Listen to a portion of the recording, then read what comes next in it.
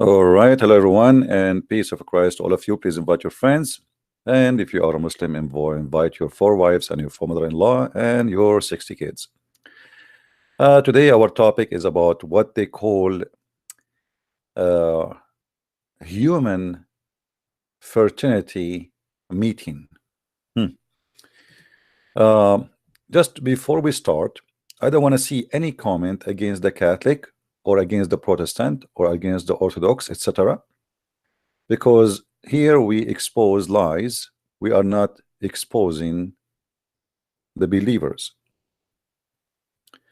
So when we say the Pope, I don't mean the Catholic. When I say the Orthodox leaders, I don't mean the Orthodox. When I say the Jews or even the Hindus, I don't even mean the Hindus. I mean the leaders who they are attending there.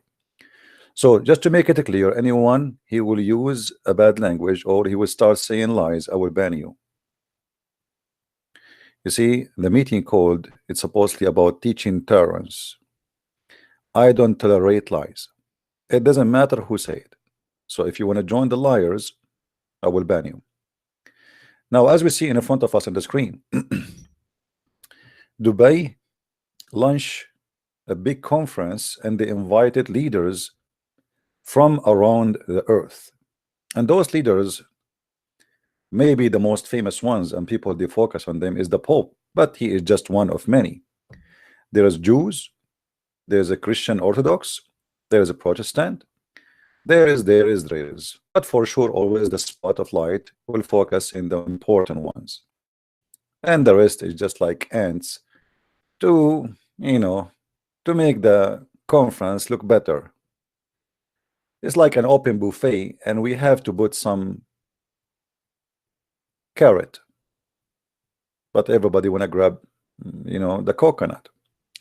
So if we look in this, the propaganda, they will show us that United Arab Emirates is a country who always supports human rights. As an example, here we see Nelson Mandela.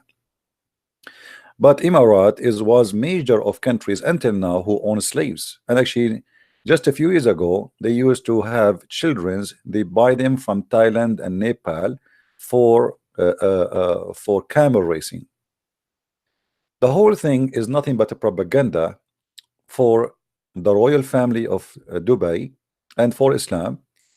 And those leaders who came there, we call them Christian leaders, and here I put between two brackets, they are doing a big favor to Islam. Because this is what will happen. Whoever watch this, he will believe that really Muslims are people of tolerance, and it must be true.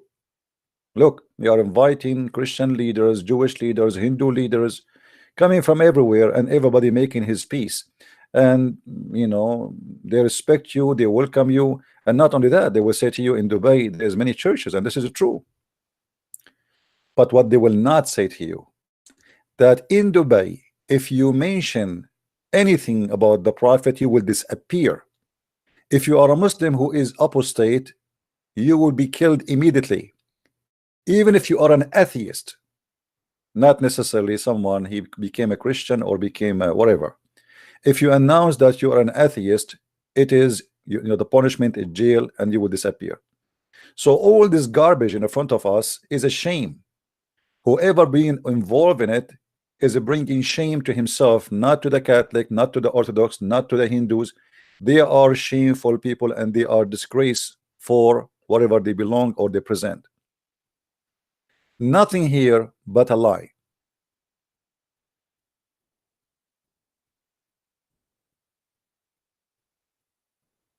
The ruler of Dubai, Zayed, tolerance pledge number 1, uphold the duty of tolerance, take firm stand against hate and injustice. I mean, this is the most stupid thing ever I heard. In a country where if somebody make a post in a Twitter, he disappear, and yet they are talking about injustice and hate. And what is hate? If you say Muhammad is a false prophet, you are a person of hate. If you a person who says I am an atheist, I don't want to believe in God, you are a person of hate. If you are a person who says that the prince is not just and his family are corrupt, you are a person of hate and you will disappear. Not only you will be in jail, even nobody can find you in jail. The Prince of Dubai, he want to do his part in peace, but the war in Yemen was going already for more than 3 years, and tens of thousands of children they die in Yemen just because they are Shia. If you cannot be good to your own people who they are Muslims like you just because they are Shia, and you have no problem to slaughter them by your bombs which you buy from USA and England and France with no shame, they are saying it to you, and then you speak to us about justice and dialogue, and you are against war. Live in harmony with my community. What community is that? All the Gulf countries, there's only one kind of communities. There is masters and there's slaves. If you are an Indian or a Filipino or from a poor country, they will give you a house in where you live like, I don't know, they put you in shelves. What community? What justice? What about the Sari? What about a human respect? What about treating people as a human? They treat you as a slave. Go and see what they do in Qatar. Go and see what they do in Saudi Arabia. They bring girls from Philippines and they rape them the second day.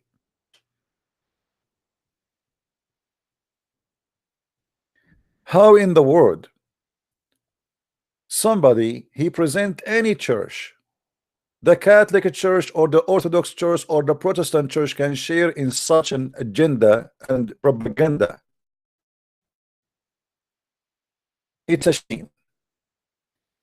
Are we going to sign an agreement that from now on I can convert to Christianity, or somebody want to leave Christianity, he is free? For sure, if you want to leave Christianity, you are more than welcome. Actually, there's a website. This is an official government website of United Arab Emirates, and guess what? Guess what?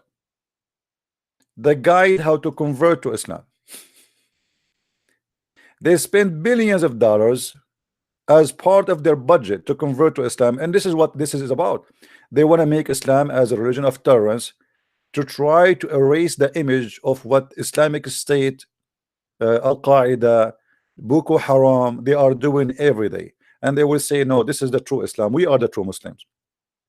Now, where we can find the tolerance of Islam in the teaching of Islam? Are you the Prince of Dubai going to erase the pages from the Quran where it says kill the Christians and the Jews? Are you going to erase all the phrases and teaching of hate in the cult of Islam?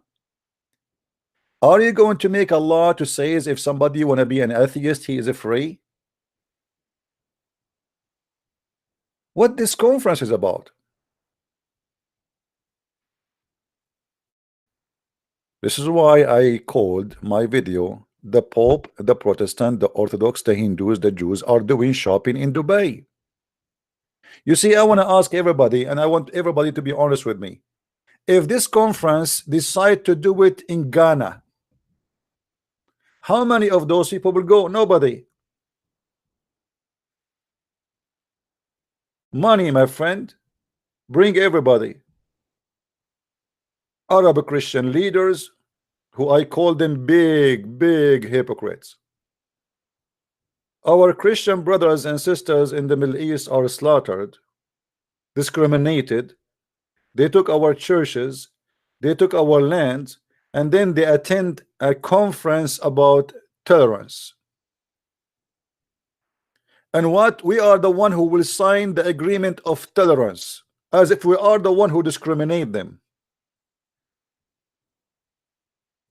You know what I mean?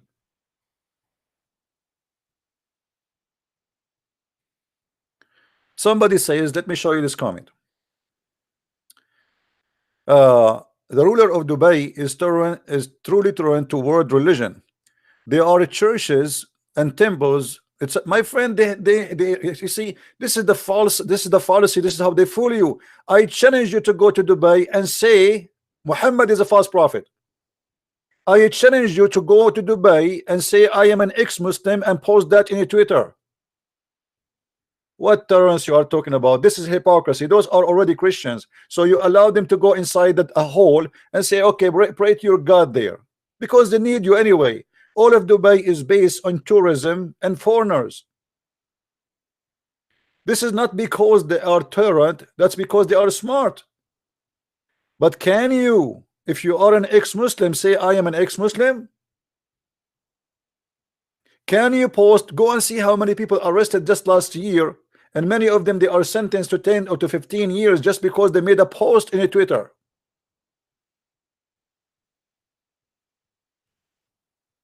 Don't fool yourself.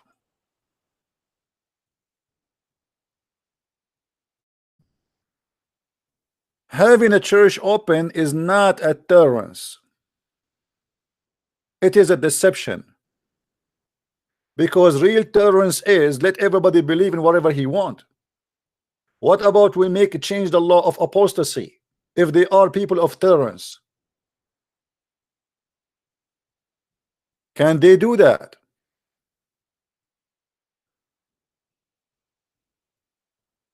Somebody saying I believe that the Pope is doing hope for peace. My friend,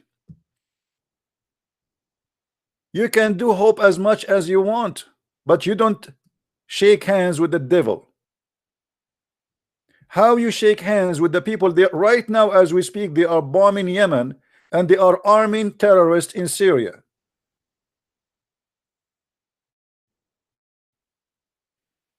Hypocrisy, a lie, stupidity, and they use you. The whole fact is they are using the name of the Christian leaders to make Islam look better and to make Emirat and the Prince of Emirat better. And not only that, they will make billions of this, because now more people they will come to Dubai and they will say, see, here we go, this is a place, this is a perfect place for us, let us do shopping again and again. Actually already they made billions, because many people they are flying as we speak to attend such an occasion, and say at the same time we do shopping.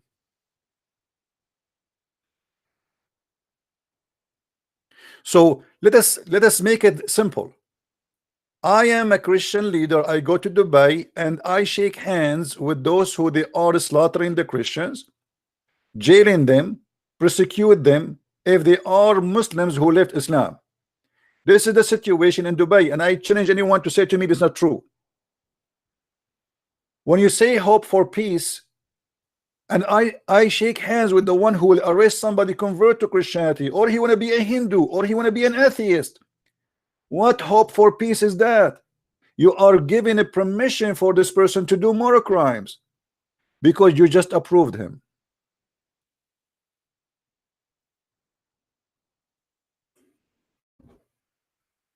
So either we say, okay, let us sign a tolerance agreement.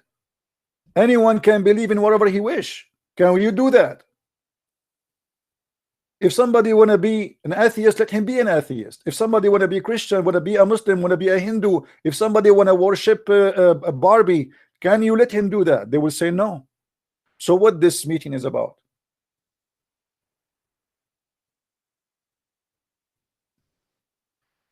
What this meeting is about? 13 countries where if you are an atheist, the punishment is death. What is the name of those countries?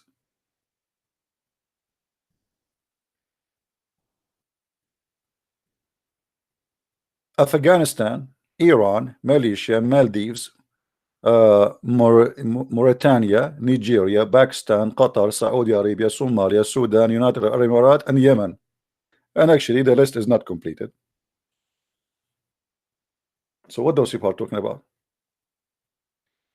The punishment is death if you are an atheist.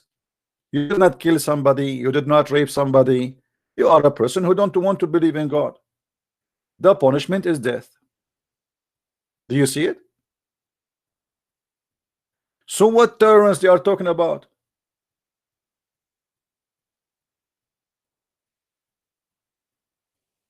Mauritania is the biggest slavery country in the world. More than 80% of the population of Mauritania are slaves.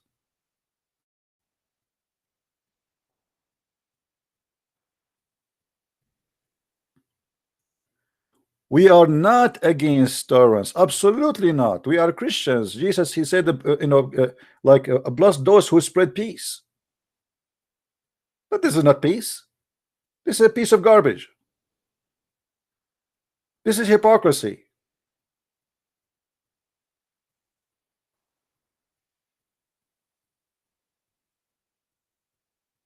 If you can bring me an agreement which is going to be practiced as a law, that somebody in Dubai, he can leave his religion and be whatever he wants, then I will believe you. Then I will say there's a benefit of such a conference. All what I see in this conference is people going there and their pocket will be filled up with gifts, which is money. You know, they will not bribe those leaders, the Hindu leaders and the Jewish leaders, by giving a check. You know, it might be too much exposed. So what we will do, we will give them expensive gifts. If this conference decided to be done in a country in Africa, a poor country, how many of them they will go there? Nobody will go there. Money, my friend. You see what money can do? This is not a conference for peace. This is an official USA website, the State Department. In March, the government established federal public prosecution for information technology crime in Abu Dhabi to investigate a criminal case involving use of information technology, including the use of internet, with the intent to damage public moral, the promotion of sinful behavior, insult to Islam and God. So if I go to Dubai, the Prince of Dubai, he will be waiting for me, and he have a saw in his hand, and he will cut me pieces because I insult Islam.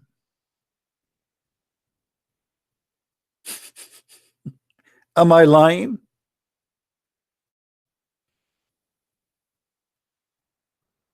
Am I lying? Anyone can prove me wrong.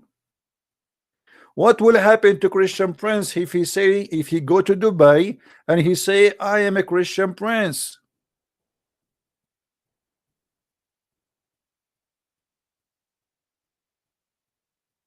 So what this agreement is about?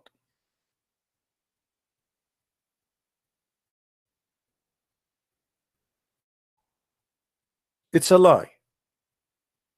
It's a lie, and it is a hypocrisy.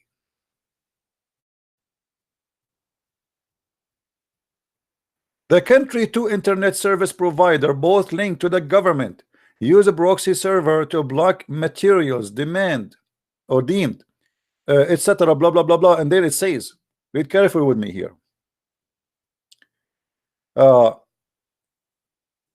They are watching you 24 hours, and negative criticizing to Islam is a crime.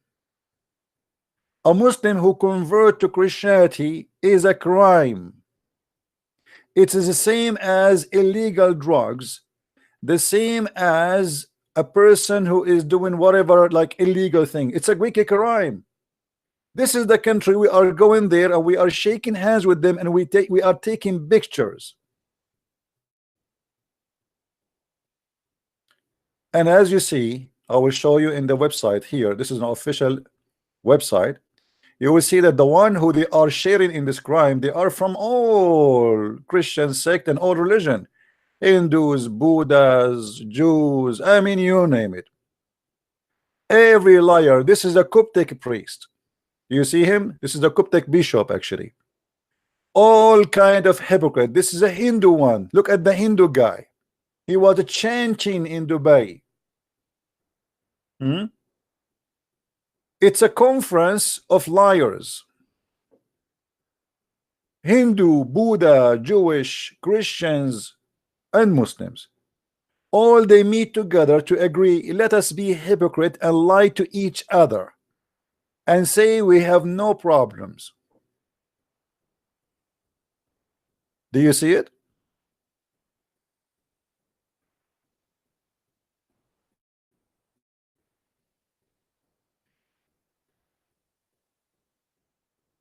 hypocrisy, and lies. And we don't tolerate lies, my friend. This is why we speak against anyone who make lies. It doesn't matter who. Sheikh Mohammed, he is the Prince of Dubai.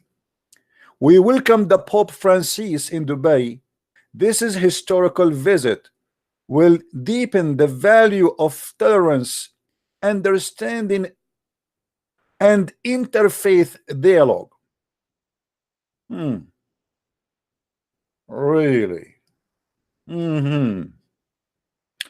I truly believe you, and especially that we have our common values.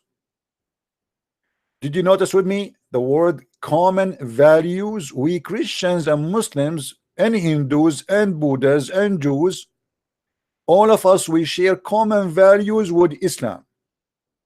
Like what exactly? Burning a human alive, cutting a woman to pieces. Somebody apply for a visa in the embassy, we cut him pieces. We have a butcher house in the embassy.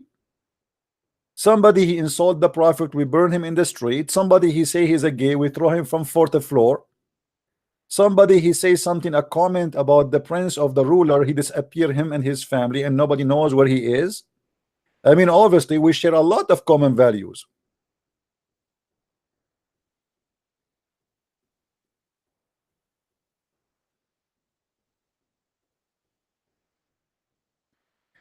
And this is why I wanted to make this video, because many of you, because maybe you don't have too much knowledge, you might be deceived by such an conference which is made to sell Islam out to us, that it is a good tolerant religion. And here we go, we have a churches in Dubai. And why we should not have a churches in Dubai?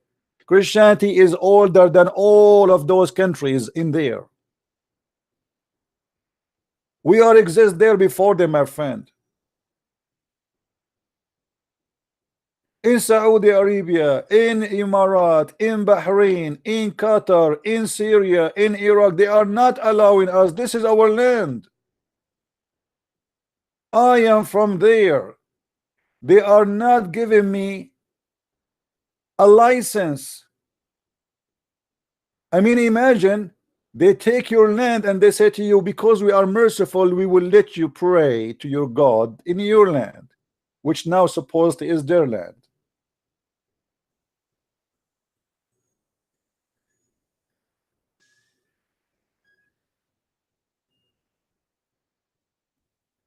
So we have to be careful. Yeah, we cannot compare between Saudi Arabia and Emirates for a reason, my friend. There is a reason. All of them, at the end of the day, all of them, they are the same. Emirat is a small, tiny country, and they have no value if they don't do tourism. A huge marketing.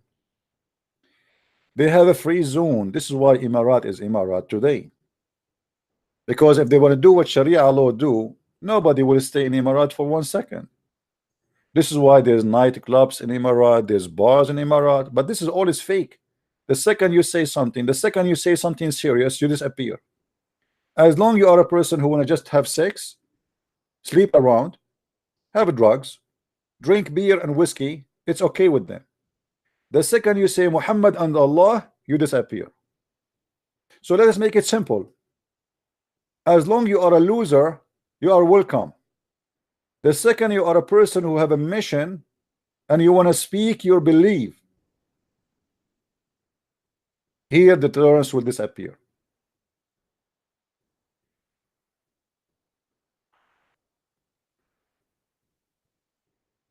So we are not stupid, and we will not accept such a thing. And again, I don't want people to make comment against the Catholic, because as you see, this is not a Catholic thing. The Catholic have nothing to do with this. This is the Pope, and this is the Orthodox Christians, and this is the Jews, and this is the Protestant. They have leaders from around the world coming to attend this conference. All of them, they are hypocrite liars. What about they stand and they say, okay, are we going to stop killing apostate? Hey Prince, You invited us here. Are you going to make a law? It says that apostate is welcome and he will be respected and his life will not be threatened. If somebody decide to deny God, he want to be an atheist, are you going to make a law that he will not be killed? If somebody want to move from Islam to Christianity or any other religion, or he don't want to believe anything, is he safe in your country? Or he will be arrested immediately and he will be killed?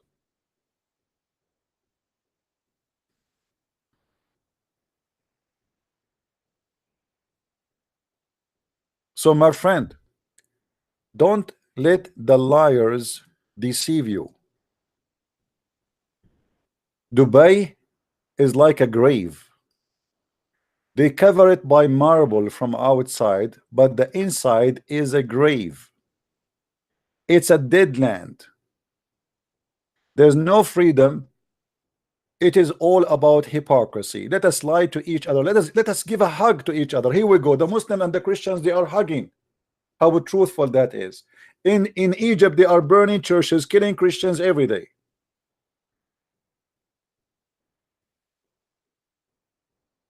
Until now, the Christians in Egypt, who are the real Egyptian, not the Arab Muslims. The Egyptian Christians are the real Egyptian. They took their land and now they cannot even build a church. It takes years to get a permit to change the faucet. You are not allowed to change the faucet in a church without the permission from the government.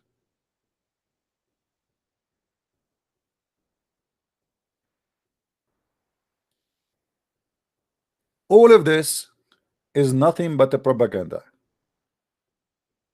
And the whole idea is to make you believe that Islam is a religion of tolerance and Dubai is a wonderful place to be. It's false.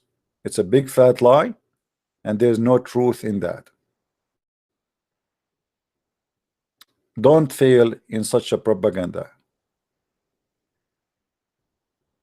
And you will notice they focus always in the picture of the Pope, even though there's a lot of Hindus and Buddhas and etc. attending that occasion.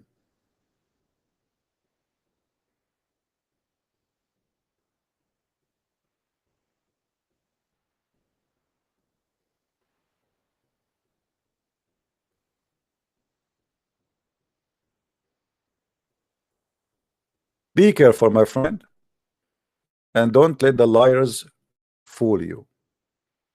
And you know me, I don't take a side. I am not a Catholic, but I don't believe that the Pope is representing the Catholic, and those who they are Orthodox presenting the Orthodox, and those who they are Jews presenting the Jews, and those who they are Hindus presenting the Hindus, and those who they are Buddhists presenting the Buddhists, because this is a bunch of hypocrites. They are coming to Dubai for shopping.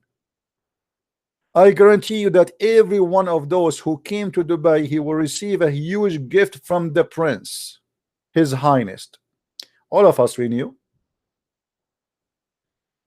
Try to make such a conference in a country like Somalia. How many people will come? Nobody. Ghana, nobody. Money.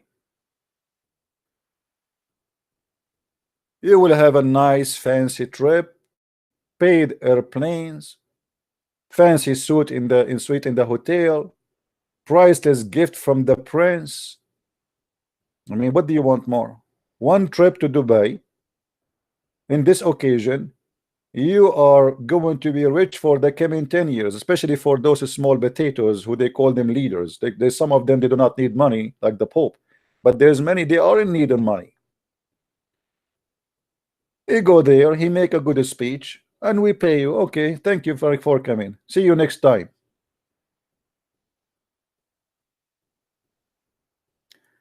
Money, my friend, money. What make all those people come there is money. Sawami Barahamamavi began to talk by chanting peace mantra in a lively and well-received address.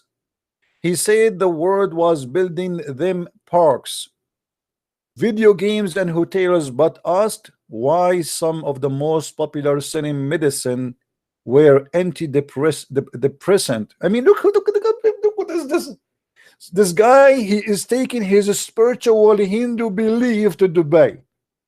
Why? Why we have hotels and etc., but yet the most sold drug is antidepressant? Why? I mean, why? I will tell you why.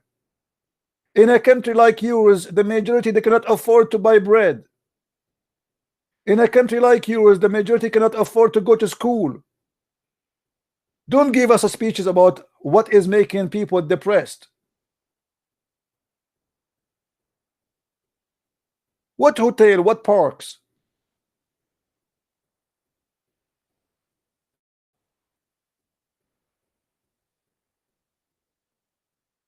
In a country like Islamic countries, you cannot even speak your mind. You cannot even eat the one you want, whatever you wish.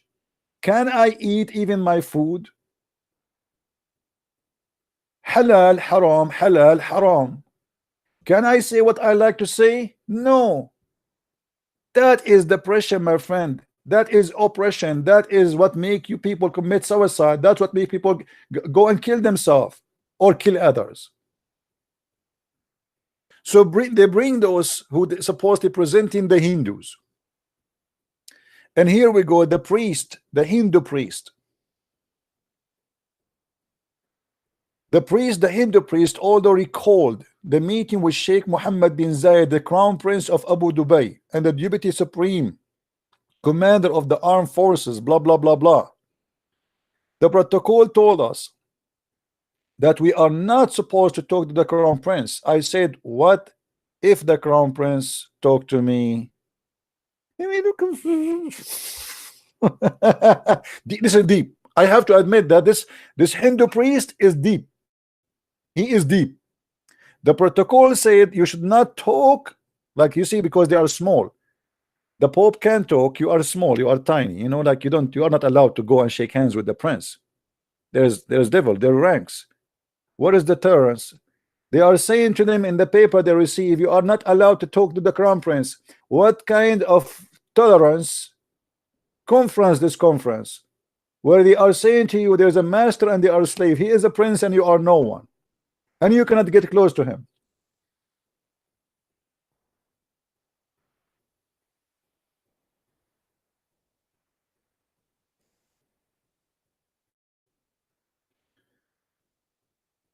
Hold on, hold on.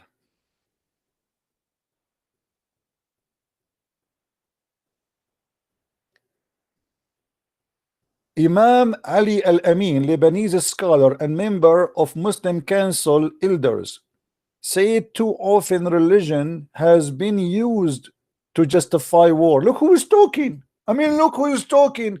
A Muslim who believe in Islam. He believe in chapter 9 verse 29 says, fight the Christians and the Jews and kill them until they pay the jizya or they convert or they die. And he is saying to us, giving us a speech, that religion is often used to justify war. Islam is not responsible for war launched under the name of any aggression, nor Christianity. Look at this. Here we go. If we have a meeting with him alone, he will say, okay, let me tell you about the crusade. Suddenly now he don't want to talk about the crusade because he wants you to forget about what Islam is doing. In the Middle East, in every history book, all Islamic history book always print for us an image that the crusade are people of the devil, when the fact it is the opposite. It was the Muslims who attack our land, and the crusade, they respond to the attack. They are not the one who do the aggression. They are responding to the aggression of Islam. Even in Europe, even in America, they teach you that the crusade are very disgusting, bad people, a bunch of criminals. The fact, if not the crusade, you will be a Muslim today. The fact, if not the crusade, you will not be free today. The fact, if not the crusade, there's no America, there's no Australia, there's no Canada, there is an Islamic religion controlling the whole earth today. It is the crusade who protected you, my friend. And they are not the one who did the aggression. It was the Muslims. So it is not Islam response for war. So how your prophet, he said, I've been ordered to kill all mankind unless they convert to Islam or else. How dare you to say religion use often to justify war? Isn't it what Islam is based on? It's justifying killing in the name of God. Hmm? Should we forget what your prophet said? Should we forget what the Quran teach? The man, he made it clearly, and this is why you Muslims, you have war. What about the Quran? You see, in this meeting, in this conference, they're calling each other brothers. Even they are saying we are brothers. But the Quran says the one who take the Christians and the Jews as a friend, he is one of them, and he is of the devil, he is satanic, he should be killed. So who is lying to who? It's a competition of lies. This is not a conference of tolerance. Is that Quran? Oh, the Muslim, they will say to me, this is a weak hadith. But this is Quran. This is Allah saying that. Was that temporarily for the time of Muhammad? No. This is for the judgment day. If you go in the same chapter, verse number 14, it says that Allah will spread hate and enmity between the Christians until the judgment day. Okay, you have a conference of tolerance. What we will do with Allah? Is he invited? Is Allah invited to the conference of tolerance, or he is not welcome?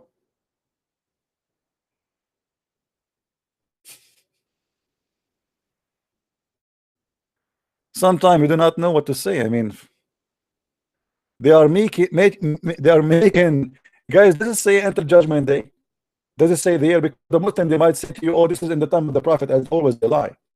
Does it say this is until the judgment day? Allah have a plan for the Christians to spread hate between them until the judgment day? So now, can we invite Allah to this conference of tolerance, or he is not welcome?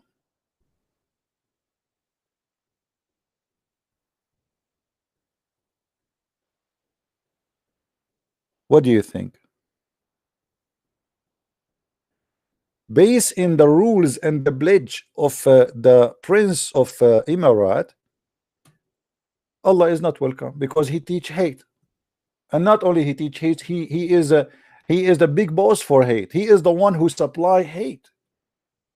According to the Quran, Allah is the hate vendor. So we string them with enmity and hatred between the one to each other to the day of judgment.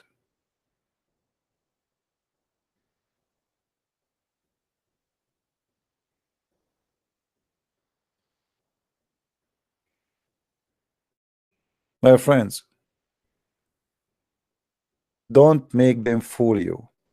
And again, this is not against, I'm not speaking against the Catholic or the Protestant or the Orthodox. I'm speaking against hypocrisy. What if Christ, he attend this meeting? What do you think he will say? I will tell you what he will say. He will flip the tables and he will say to them, you made the house of my father a market for buying and selling.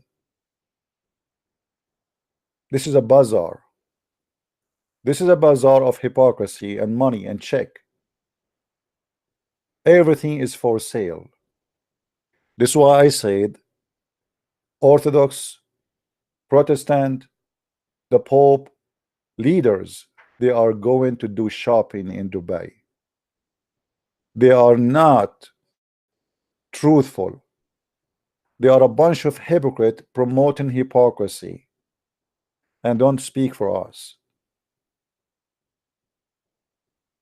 If you can make Islamic countries sign an agreement saying that in our country anyone is free to believe or not to believe, I will believe you. If you can make Islamic leaders agree that in our country if somebody want to preach the gospel in the street, he is free to do so, the same as Muslims are free to preach their own yellow pages in New York and London, I will believe you then. Anything else is a lie. If you tell me that a Christian prince is welcome even though he speak against Islam every day and nobody hurt him, I will believe you then that this is a meeting makes sense and it's a good meeting. Otherwise, what is the purpose of this meeting? It's just to promote that Dubai is a moderate country, tolerance, and the Prince of Dubai is a wonderful person, and come and do shopping. This is nothing but a business deal. This will bring a lot of shoppers to Dubai. The hotels will be full, the stores will be full, and more people they will come and buy. Isn't it true? That is the truth.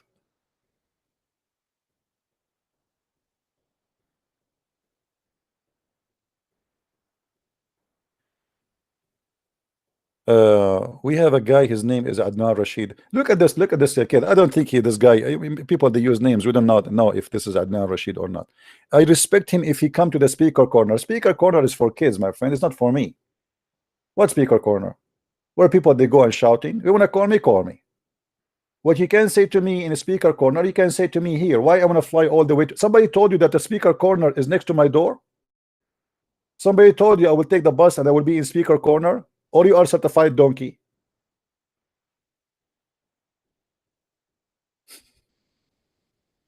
I mean, sometime look at the stupidity. What about we ask your prophet to come to the speaker corner too, and Jibreel? And you know what, speaker corner? Can we have a speaker corner in Dubai? Can we have a speaker corner of Afghanistan? Can we have a speaker corner in Saudi Arabia? I will go there.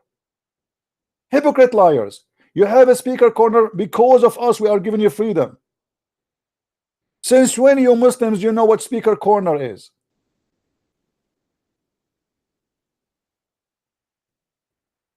Do you see the hypocrisy? Give us a speaker corner in Dubai. We will flood Dubai by speaker corners.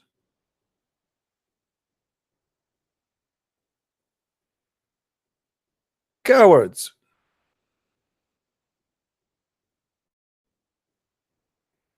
And my corner is bigger than your corner. How many people will listen to you in the speaker corner? 10 people. I have 1,000 watching. And I can show them anything I say in the screen. Reference, proofs, and details. What speaker corner? Where everybody lie and shout. Now, can you prove me wrong? I will open sky for you, Mr. Adnan.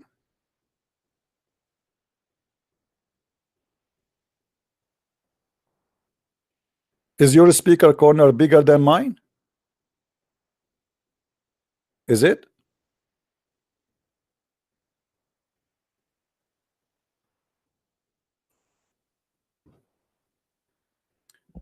So, my friend, based on the pledge of the Prince of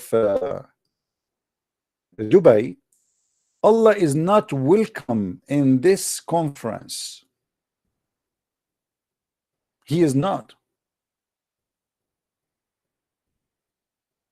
because simply Allah is a bad person. Either you agree that everything you say here is a lie, or you say we are telling the truth and Allah is not welcome.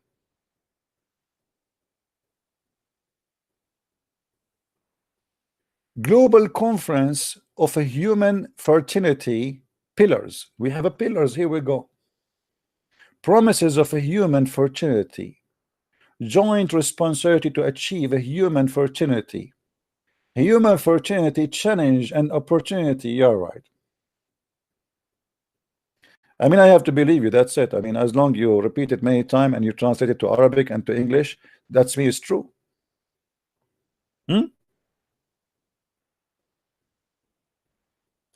Ancient places of worship in the United Arab Emirates. Ancient. Suddenly, Emirat is an ancient place. Now I'm going to open my Skype. If there is any Muslim would like to call me, only Muslims, please. I hope my words is clear. Only Muslims.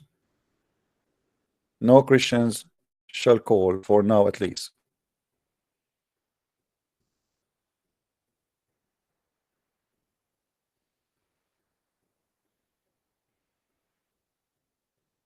All right, our Skype is coming.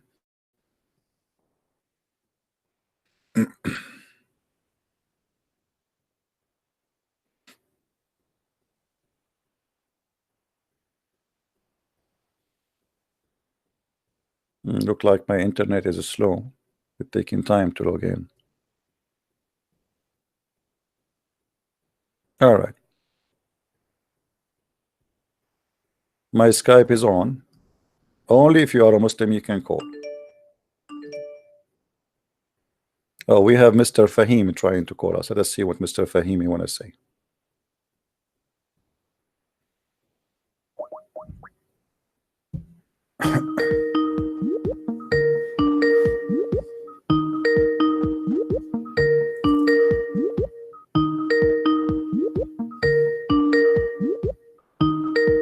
Answer, Fahim.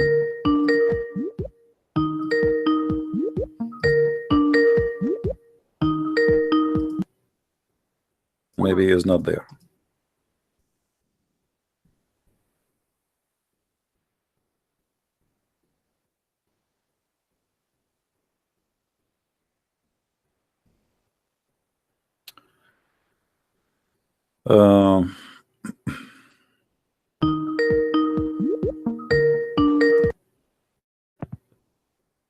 Hello? Hello? Yes, Christian Prince, how are you, brother? I'm fine. I am an ex-Muslim from Morocco. All right. Good to have you, my and, friend. I want to talk about the Bible. All right. So there is this verse in the Bible that say... What do you think about Muhammad, my friend, before you talk? He's a false prophet. Don't worry, I'm not Why you think he's a false prophet? Yeah, because he say like, I don't know, false stuff and, you know. Okay, go ahead. What is your question? So they say that some verse in the Bible talk about coming of a prophet which is named Ahmed, or I don't know, Muhammad. But you say it's not true, yeah? Because I also believe that it's not true. But what does this verse talk about? Like, who is this Ahmed that is going to come? You see, when somebody says that Muhammad is mentioned in the Bible, that is a very clear sign that Islam is depressed and it is facing bankruptcy.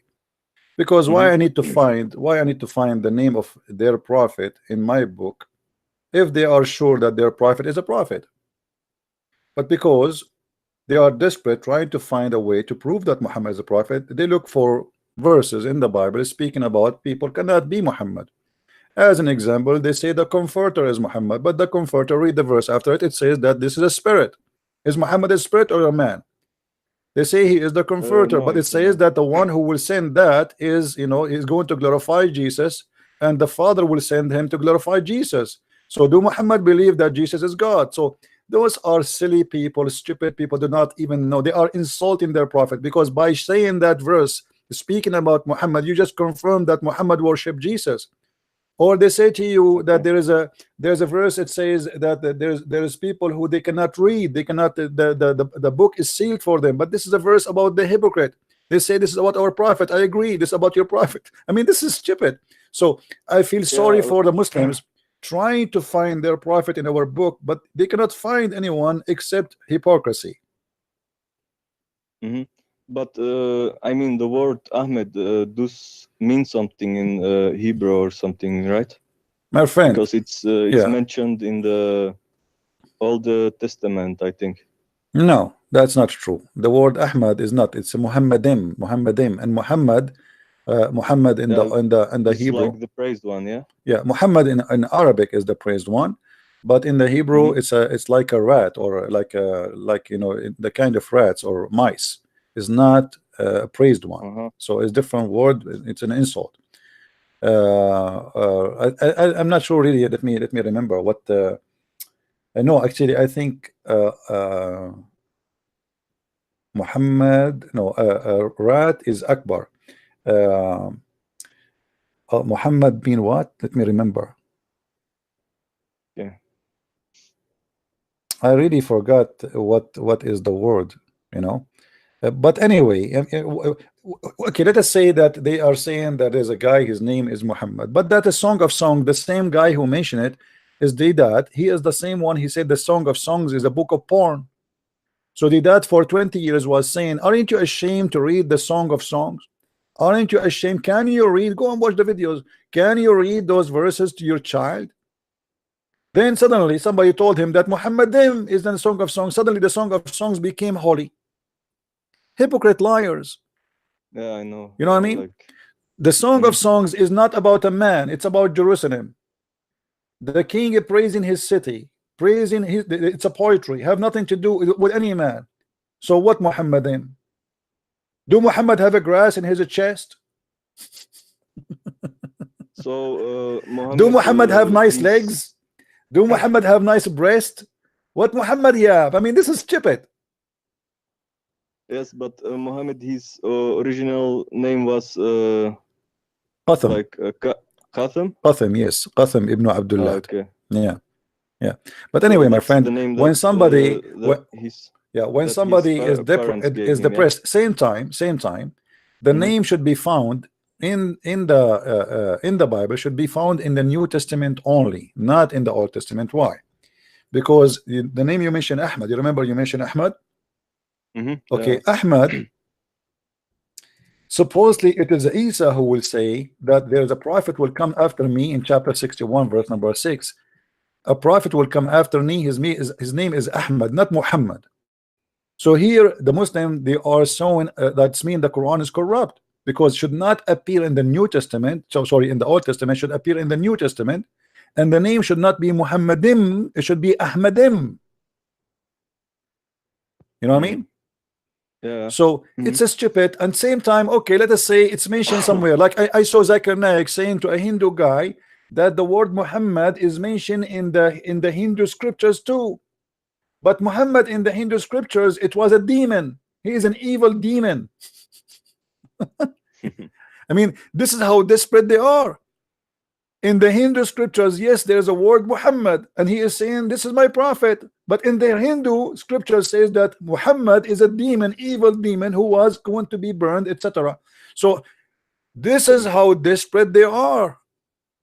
So they just take like everything, even if it doesn't like make sense or whatsoever. You know, As long as in the it, Middle East, you are a Middle Eastern like me, right? You are from Morocco.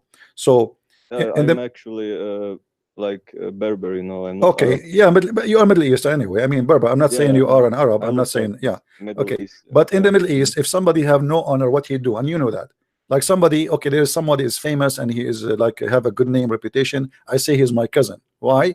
Because I'm trying to lift my honor up. You know what I mean?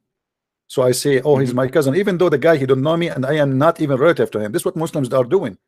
They have a guy who have a very bad reputation, so they are trying to level him up.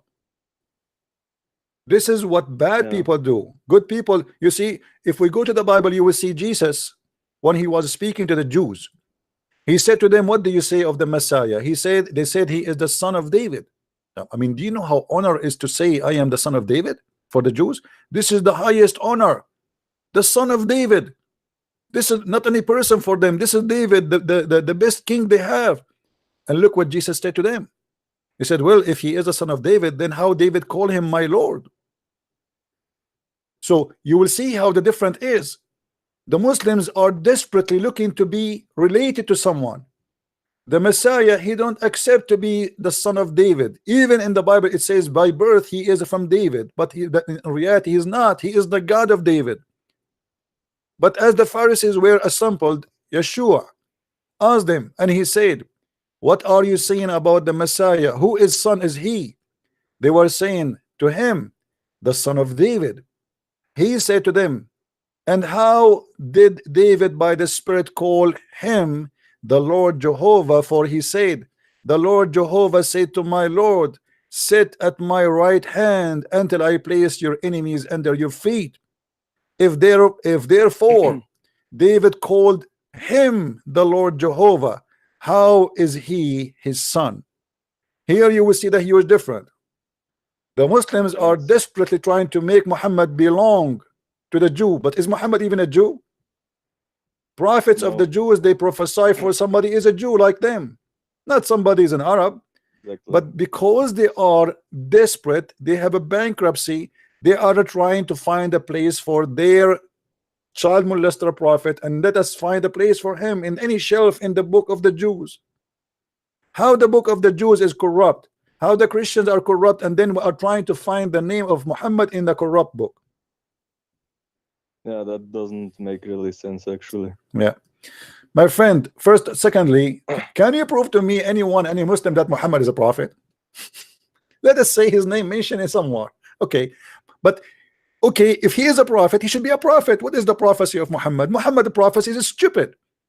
Muhammad prophesied how Allah he made the baby, and this is the most stupid thing ever, that the sperm became a clot, and the clot became bone, flesh, and the flesh became bones. Muhammad he claimed that women have a sperm coming from their ribs, and the man have a sperm coming from his backbone. Look like Muhammad never heard of something called testicles, and his God he never heard of it too.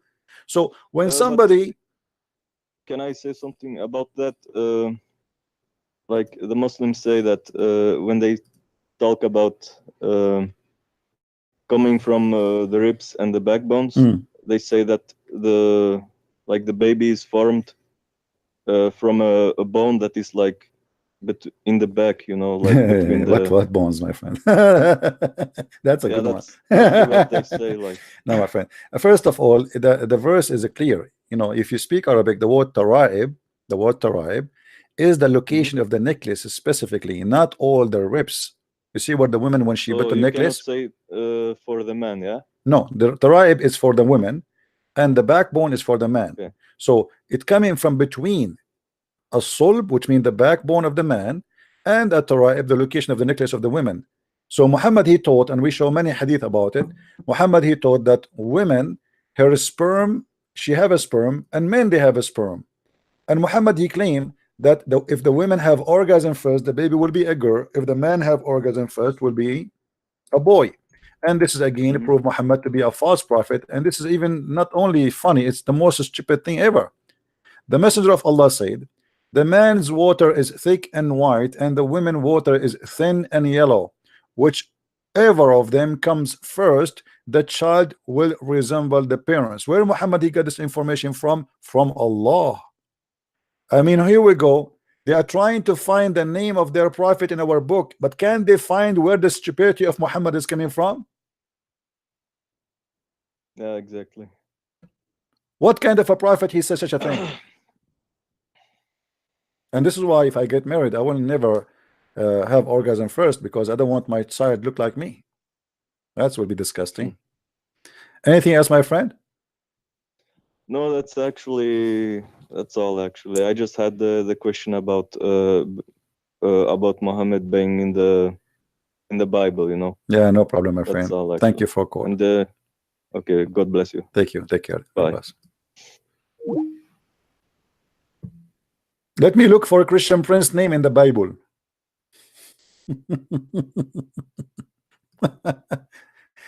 First of all, explain to us the stupidity of your prophet, then tell us where we can find his name. The Muslim, they spend the day trying to convince us that because they have one God, that means this must be the true God, but your God is stupid. What kind of God he taught Muhammad this? Here we go, you have one God, but he is the most stupid God ever. I don't care if your God is 1 or 2 or 3. I care that your God is truthful or not. You don't have a God, you have hummus.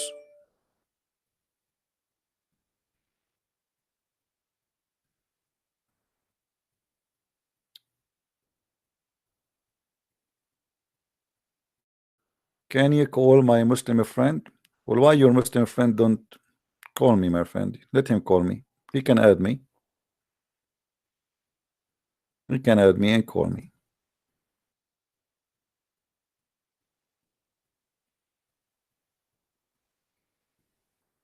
All right.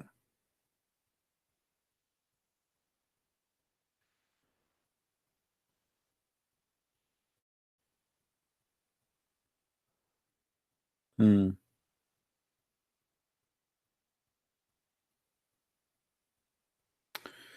All right. Any Muslim would like to call us?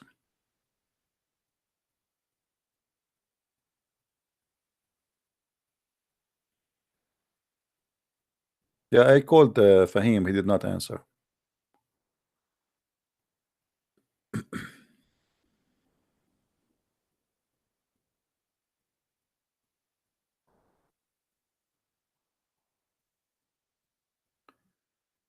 Call Fahim? Well, I called him already. He did not answer. Let me do it again. I will charge you for the call, okay?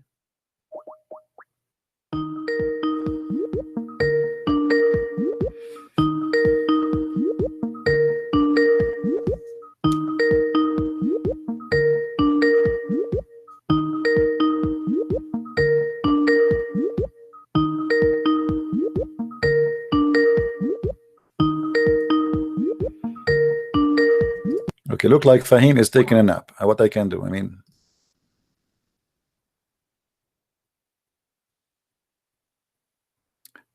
do we have any Muslim would like to call us? Anyone?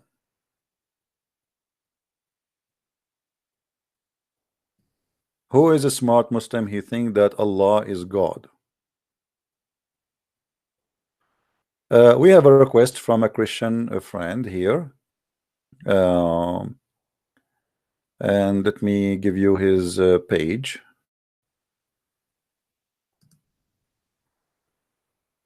Is asking you guys if you like to subscribe to his page, if you don't mind. Okay. Let me know if you guys are people who download my videos or any other Christian videos, and you know you have a mission. I will be happy to post your video, the truth about Islam. If you like to subscribe, support anyone. He defend the truth, my friend. There's no need for me to promote it to anyone. Just when you see somebody doing good job, just help him. Christian.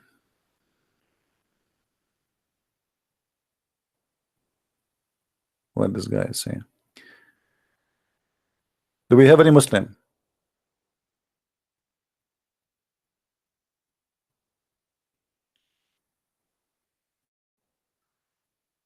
Anyone?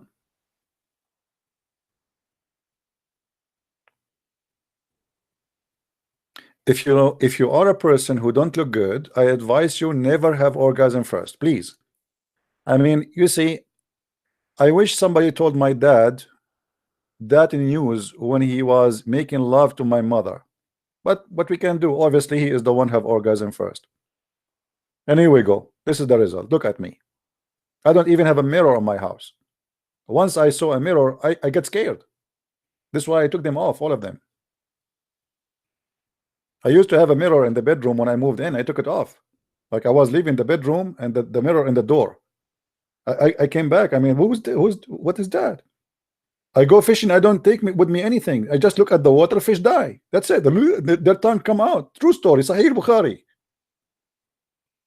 So my friend, if you want to have a beautiful children's and you don't look good, okay, if you are the man who don't look good or you are the women who don't look good, please don't have orgasm first. Let the other person who is good looking have orgasm first. What you will lose? I mean, come on. Don't do that to your kids. This is not even fair. Somebody saying to me in Skype, I am ugly too. Well, nice to meet you. I mean, my friend, I don't want to meet ugly people. It's enough to see myself every day. Like, come on, don't make me feel depression now. I am ugly too. So what we will do now? We are going to have two more and play cards. Do we have any Abdul?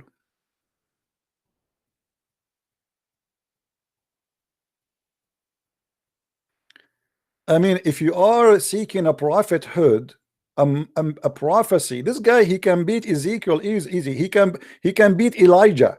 I mean, look at Muhammad. Elijah is a smaller prophet next to him. I mean, look at this. How he knew that? Unbelievable.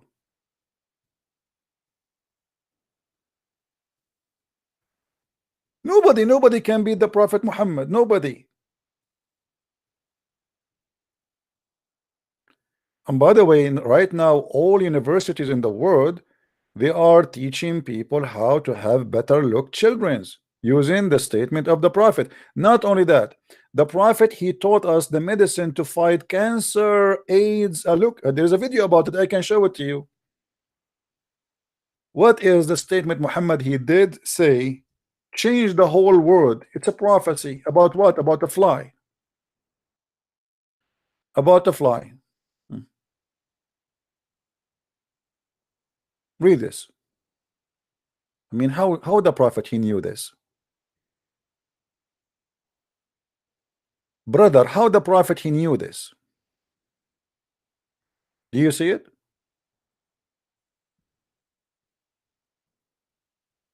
The Prophet said, if a house fly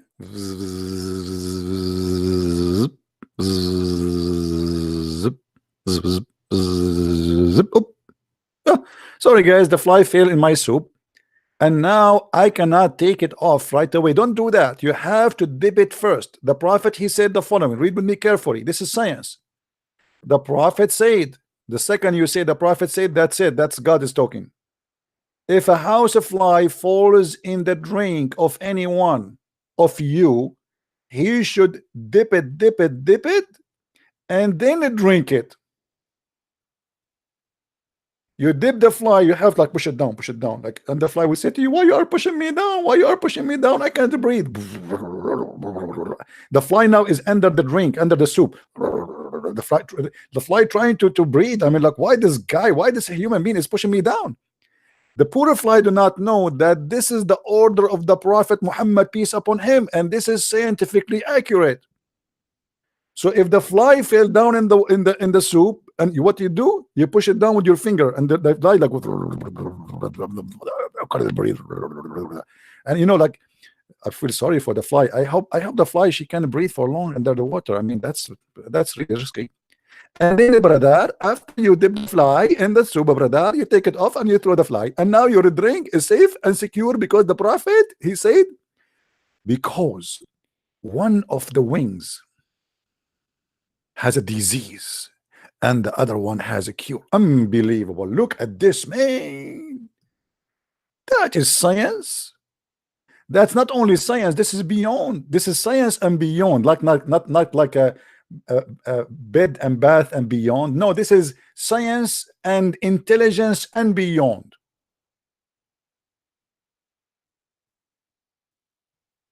And you are telling me they found the name of the Prophet in the Bible? For sure we will find him in the Bible. Look at this. Somebody call Prophet Elijah and teach him to make a prophecy.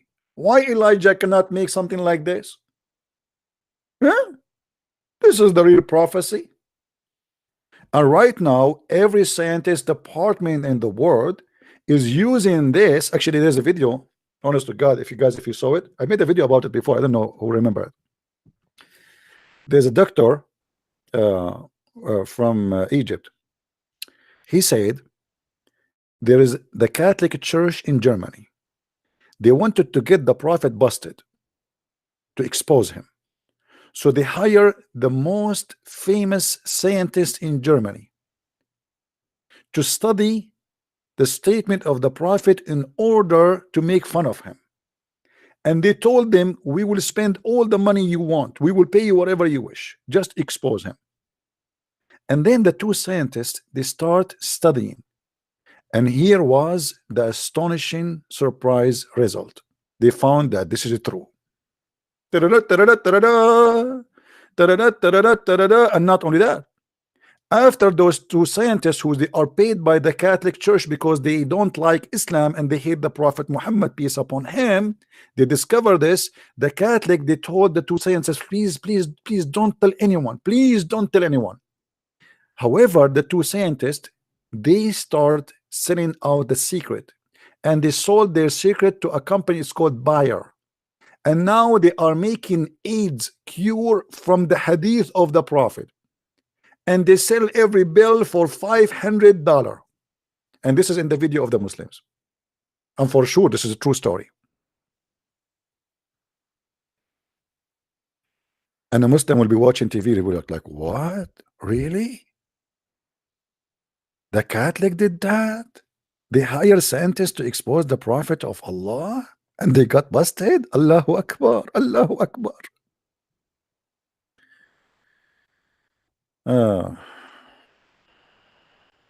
I want to go to Dubai and I want to ask them, why you don't have a fly in your soup, you idiot?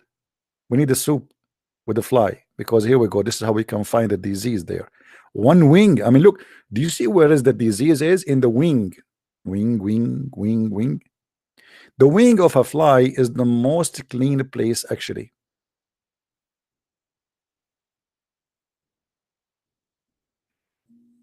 Anyone?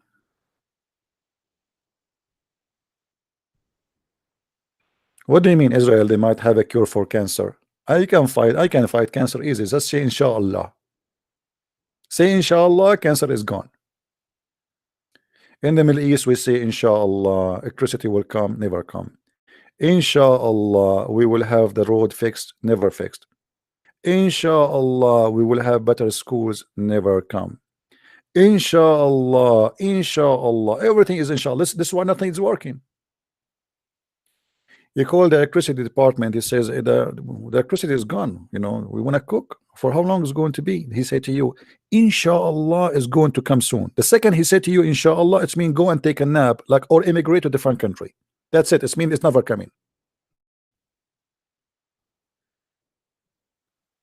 Do we have any Muslim inshallah wanna call me? And inshallah you will win if you call me, and inshallah you will have answers. But the most hilarious inshallah I ever watched, it was the news in Saudi Arabia for weather. The guy in the news station, he say, inshallah, inshallah, if Allah will, tomorrow we might have wind in the speed of a 20 miles an hour, if and only if Allah will.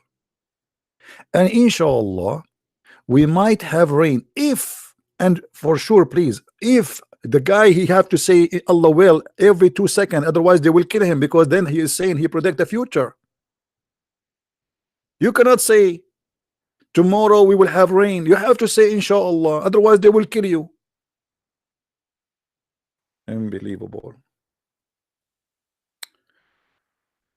Do we have any Abdul? Who is inshallah will call me?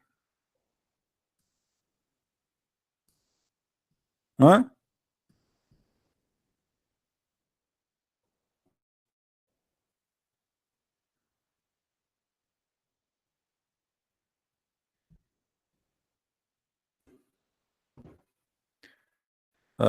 Muhammad Jama wanna call you, but he said he is occupied, so I deliver.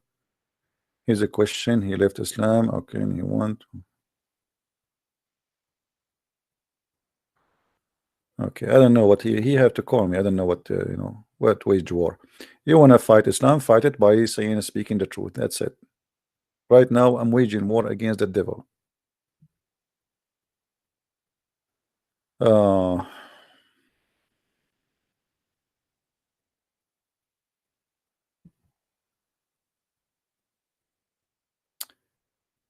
Any Abdul?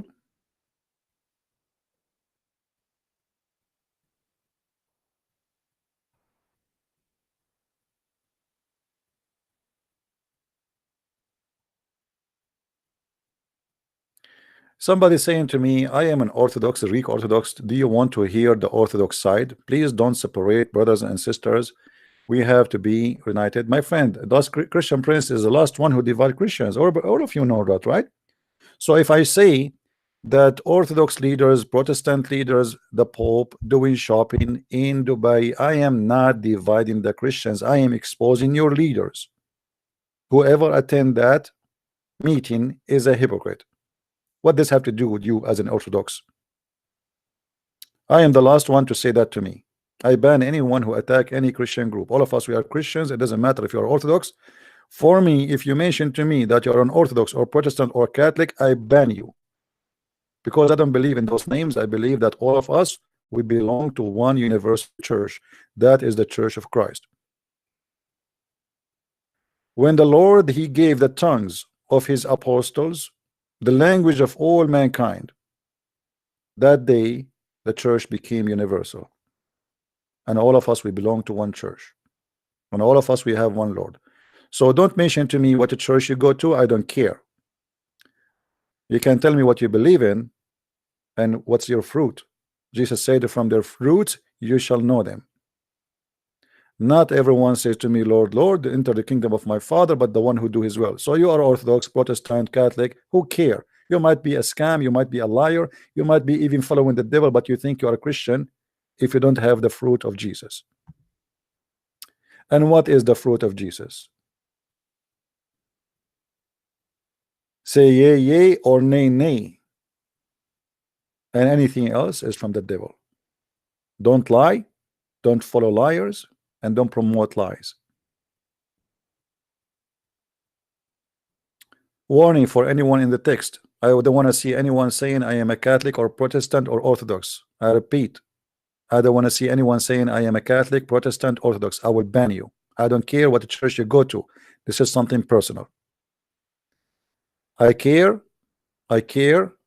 for no one playing the devil here, because some Muslim, they might come and say, oh, they start attacking the Catholic, and then another naive Christian, he start attacking back. You know, the devil is there, my friend. Be united against the devil. We just showed you the Quran saying Allah will spread hatred and enmity between the Christians until judgment day. So be smarter than this. A Christian person for me is not someone he is following a priest, is someone who is following Christ. And I advise you not to say I am a Catholic or Orthodox or Protestant. I advise you to say I follow Christ.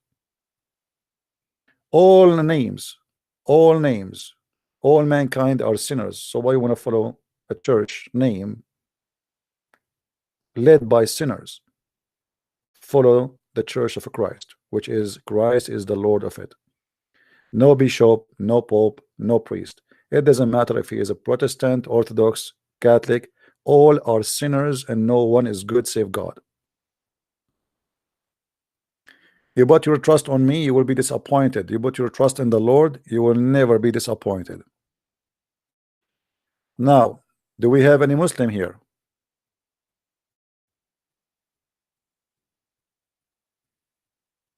Any Muslim? Mayday, mayday, mayday. I don't know, today I feel like I want to convert to Islam. Always, you see, one of the things the Prophet he taught, which we do not notice here, that the Prophet he taught us to be tolerant to fly and teach them how to swim. Did you notice that? I mean, look at this, man. Many of you do not notice here that we are giving a free diving and snorkeling lesson to the fly. The fly is in your drink, and now you need to help the fly to dip it, push it down. The fly, because if it's lightweight, cannot go down. The fly, she wish she can go deep in the water. She never be able to do that. But because of the mercy and the intelligence and the science of the Prophet Muhammad, now we can push the fly down, and the fly, for the first time, she will see the aquarium down there. Unbelievable. I'm really convinced that the Prophet is a prophet, by the way. And for sure, such a person, his name is mentioned in the Bible. I mean, look at this discovery. I mean, don't he deserve to be in the Bible, even in the first page in the Bible?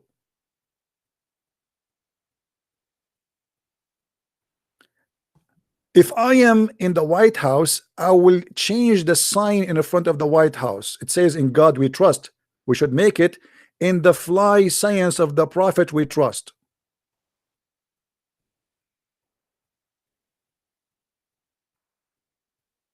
We have to be truthful, my friend. I mean, you cannot fight the truth.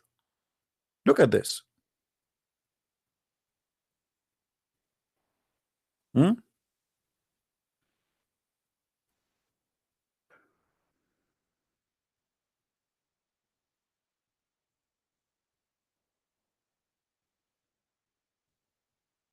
So do we have any Abdul?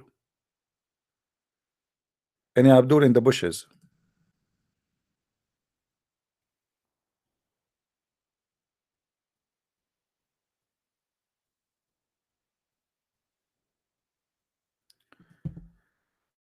Um,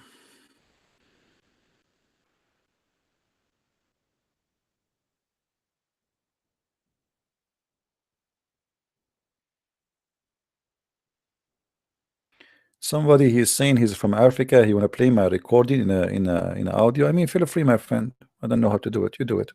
You find your way. Uh,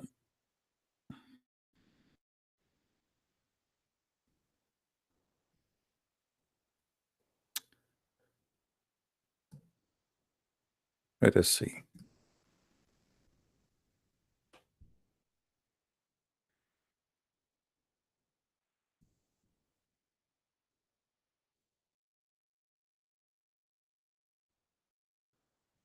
Hmm.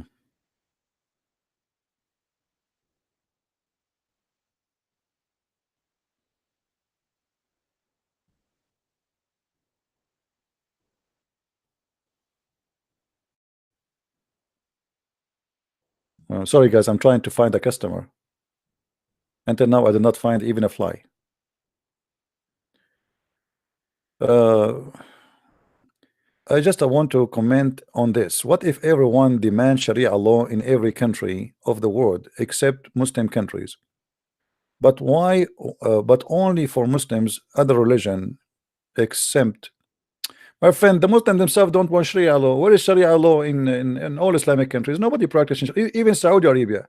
Even in Saudi Arabia, Sharia law is not practiced. All of it. It's like 70% of it.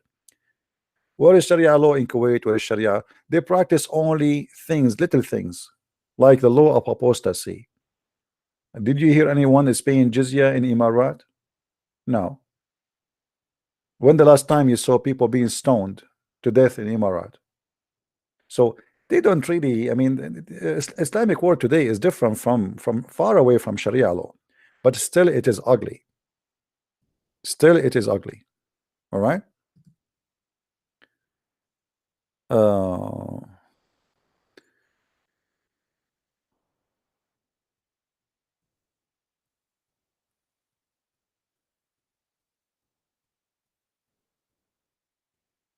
We have a woman, she said, I can say the same about Jesus. What is the proof that Jesus is exist or he is true? I said to her that we have living miracles every day. She said, wow, really? I thought miracles, supernatural thing, stopped happening 2000 years ago.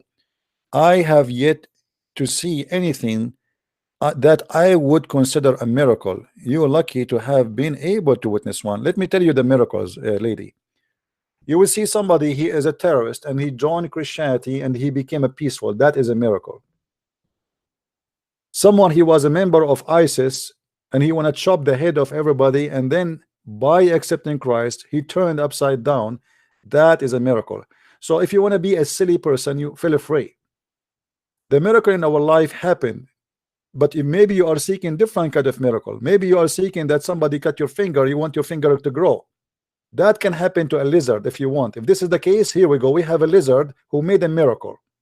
So sometimes they are silly. Some people, they are silly. They say, oh, where is the miracles of God? I want to believe in God. Show me his miracle. My friend, you are a miracle of God. You yourself.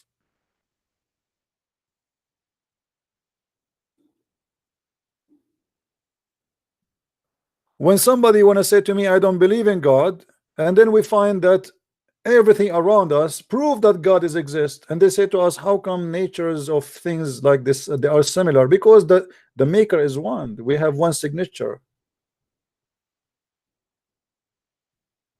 This is why there is a lot of similarity. because the creator is one.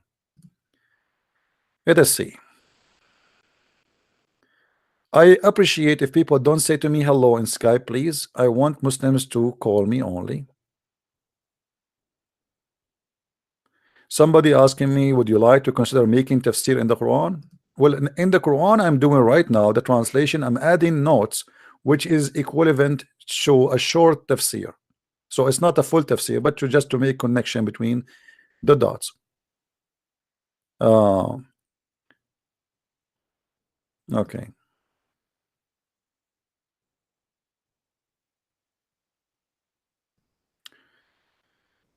Do we have any Muslim would like to call us? Should we change this hadith in front of us? I mean, come on. What if somebody is eating a soup now? And here we go. We are posting for me a fly fell in the soup. Let us post something is more attractive. Something, I mean, not disgusting. Enough is enough. What's wrong with this, Christian Prince? Butterfly. We want to see something more nice. I think this is nicer. Breaking news. Sahih al-Bukhari, the wife of the Prophet, she just announced that one of the wives of the Prophet noticed during the time of the prayer that she have a bleeding from her private part between her legs. She have a red yellowish traces, and then she put a tray underneath of her private part. My brother, I mean, this is a news everybody should know. I mean, this is serious. Who care if we have a nuclear weapon? Who care if people die from cancer? Who care? We need to know about the yellowish blood coming from the vagina of the prophet wife. And I want to know right now, what is the tray brand she used? I want to order one. 1.4 billion Muslim, they are now reading this, and we have to know this. This is not, you cannot hide the truth, my friend. This is God. This is God. I mean, you cannot find any prophet. The family of the prophet, they are interesting too, not only the prophet himself. I am glad that the prophet wife, she did not say that one of the prophet wives, when she was having her period, a fly stopped in her or on her I mean, what is that, man? What is my ID? A debate TV. Before you search for my name, don't forget to say inshallah to find me, because many Muslims, they try to do that, but they don't find me because they forgot to say inshallah.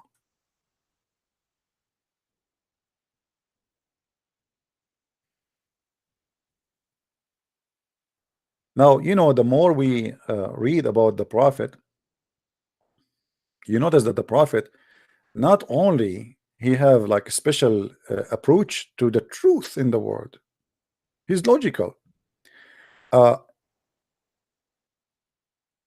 Muhammad always he have a different way to express himself, very unique. I mean, sometimes it's really beyond imagination of any of us.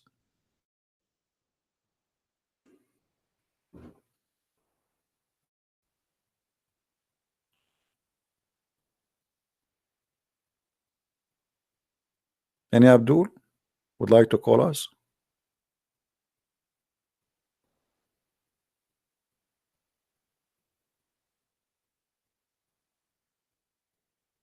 Anyone?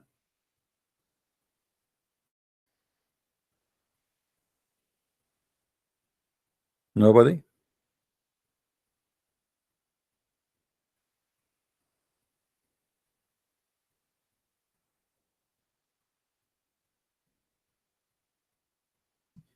I'm really disappointed. Until now, we don't have Muslims calling us.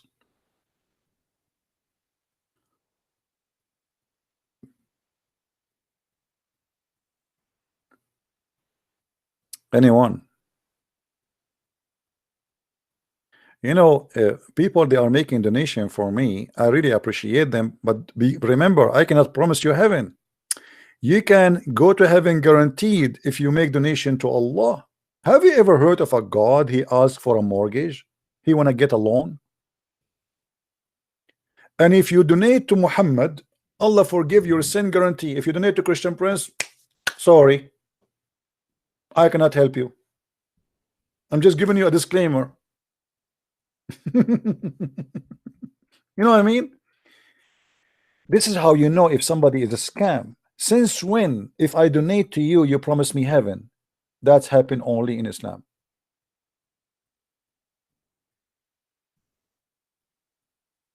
If you, Muhammad, he made verses in the Quran saying, if you give Muhammad money, read with me, if ye loan Allah a beautiful loan.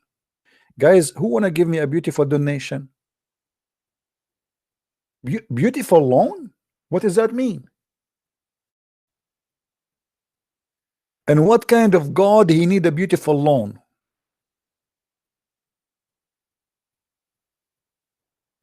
Oh, get a little light, get a little loan. This is Tom and Jerry. When his uncle, he came to visit him from Mexico, he have a guitar. Each time his guitar line broke, he take a loan from the cat mustache. You remember the video? Oh, get a little light, get a little Lambo, get a little light, get a little boing. Uh-oh, we need to take a loan. And now we take it from the mustache of any Abdul. What kind of God he cannot fix his guitar without taking a loan? Allah, he need a loan.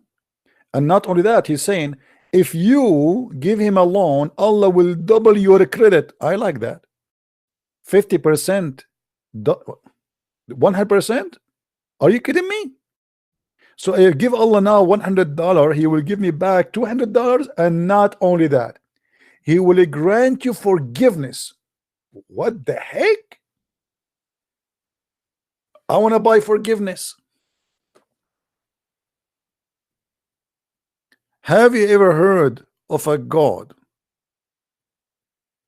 If you give him a loan, he forgive you?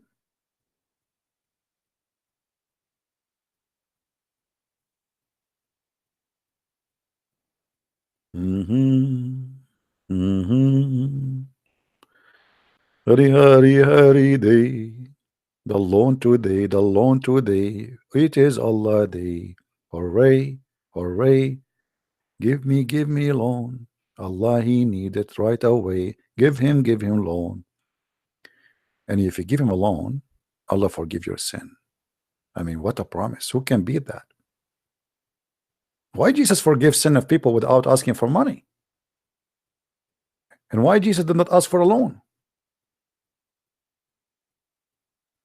Oh, buddy.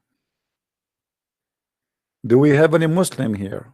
Isn't it obvious that your prophet is scam, promising people salvation just because they give him money? And who is the one who will collect the loan? Muhammad.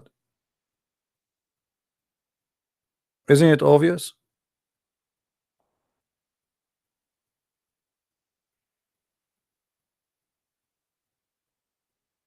Who is a Muslim when I give us a call? Mayday, Mayday. What is the reference? This is a chapter 64, verse number 17. But this verse is appear in many places in the Quran, by the way, not only one place. All right, this is not only in one place.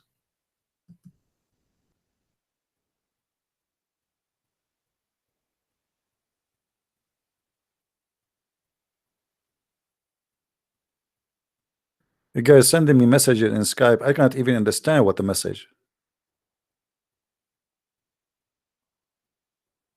What is the question? In case you did not read this message, would you be great if you can respond to PM Sasa, chair my husband, and what is the question? I don't know. Mystery. Maybe people think I can answer questions even if I do not know the question.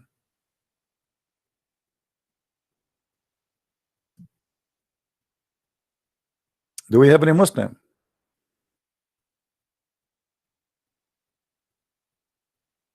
Hello?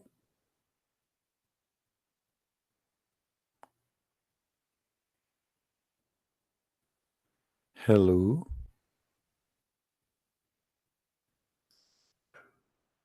Nobody.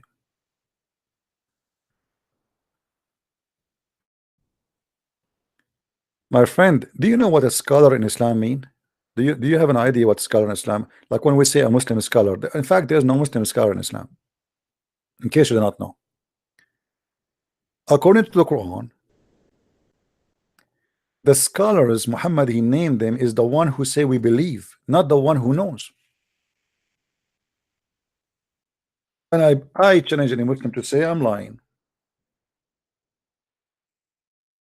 The one who have knowledge in Islam is the one who say I believe, not the one who knows. Chapter 3, verse number 7. And those who are firmly grounded in knowledge say we believe in the book. That's it. You do not need to have a firmly knowledge, because you go and read the interpretation. They says to you Allah knows best. They have no knowledge. Do you remember when we debated with Dr. Rohi, who have a firmly knowledge, he have a PhD in Islam? I asked him, where is the word Allah coming from? He said, as we know, an Arab guy, he is the first one who use it. An Arab guy? Well, nice to meet you.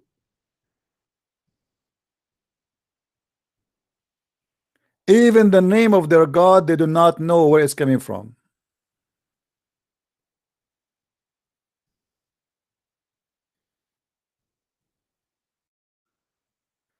You do not need my permission to send a question. You can send a question, no problem.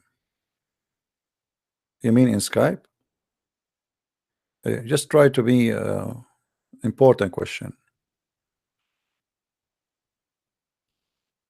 Who is a Muslim when I call us? And look at this book. This book, Allah, he says, because Muhammad, he cannot explain the book because he's a thief. He's not the maker of the book. So people, they are asking him what this book mean. So he said, oh, my book have two parts. One of it, nobody knows what it means save Allah. What? The Quran is a book, nobody knows what it means save Allah.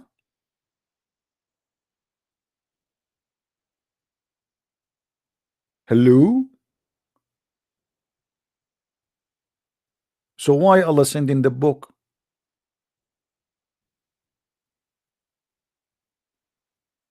Guys, I am going to write a book soon, and please be sure before you buy it, I have a disclaimer. Nobody will understand what I am saying in that book, save a Christian Prince. I mean, that is logical. You start reading my book, you open the first page, it says hummus, hummus, hummus, falafel, falafel, falafel, hummus. Then you call me, you say, Christian Prince, in the first page it says hummus, hummus, falafel, hummus. What does that mean? I say to you, I am just a prophet, Allah knows best. I have no idea. Don't ask me. I don't know. Ma adri. If we call Zakir Naik now and we ask him, what does that mean? Tadadun, tadadun, tadadun, tadadun, tadadun, tadadun. Zakir Naik will not answer unless you call him 3 times. Assalamu alaikum. I told you 1,000 times. Don't call me. How you know it's me? I know you. I know you.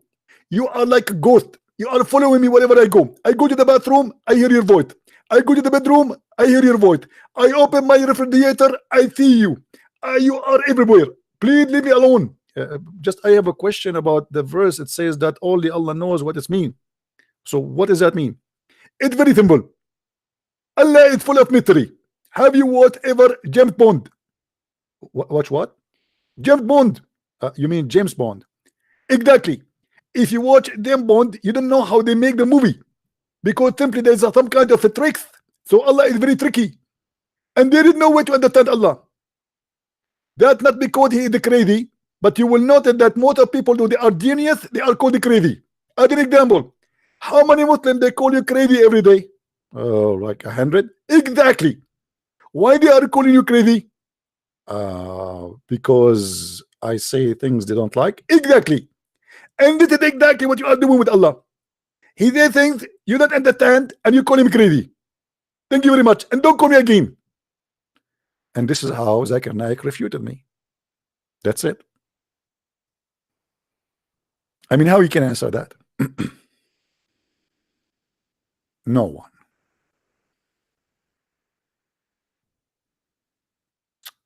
Any Abdul?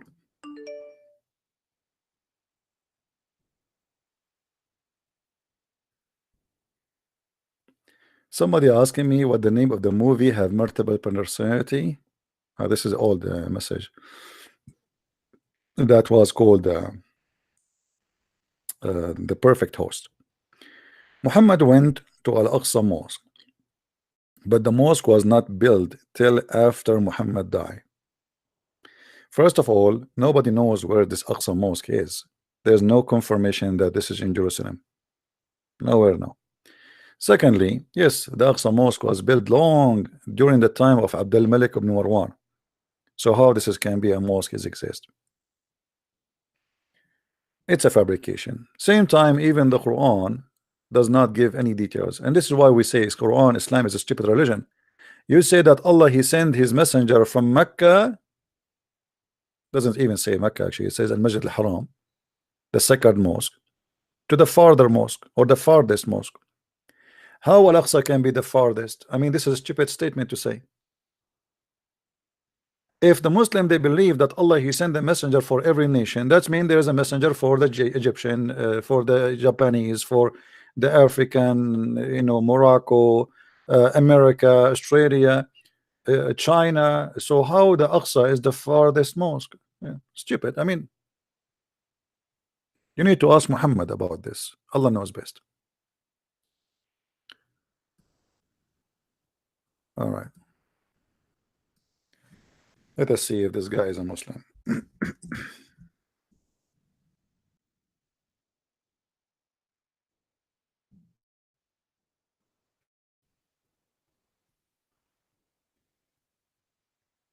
Anyone?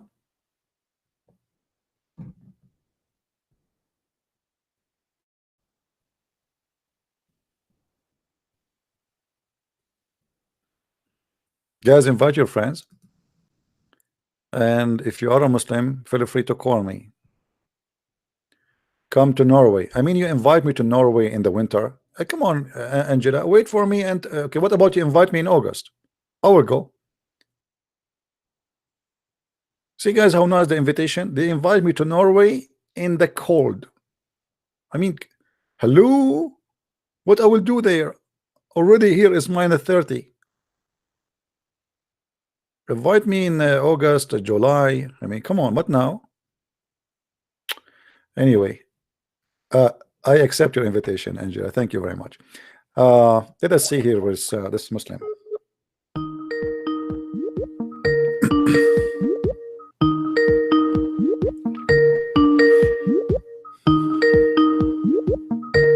Answer, my friend, answer.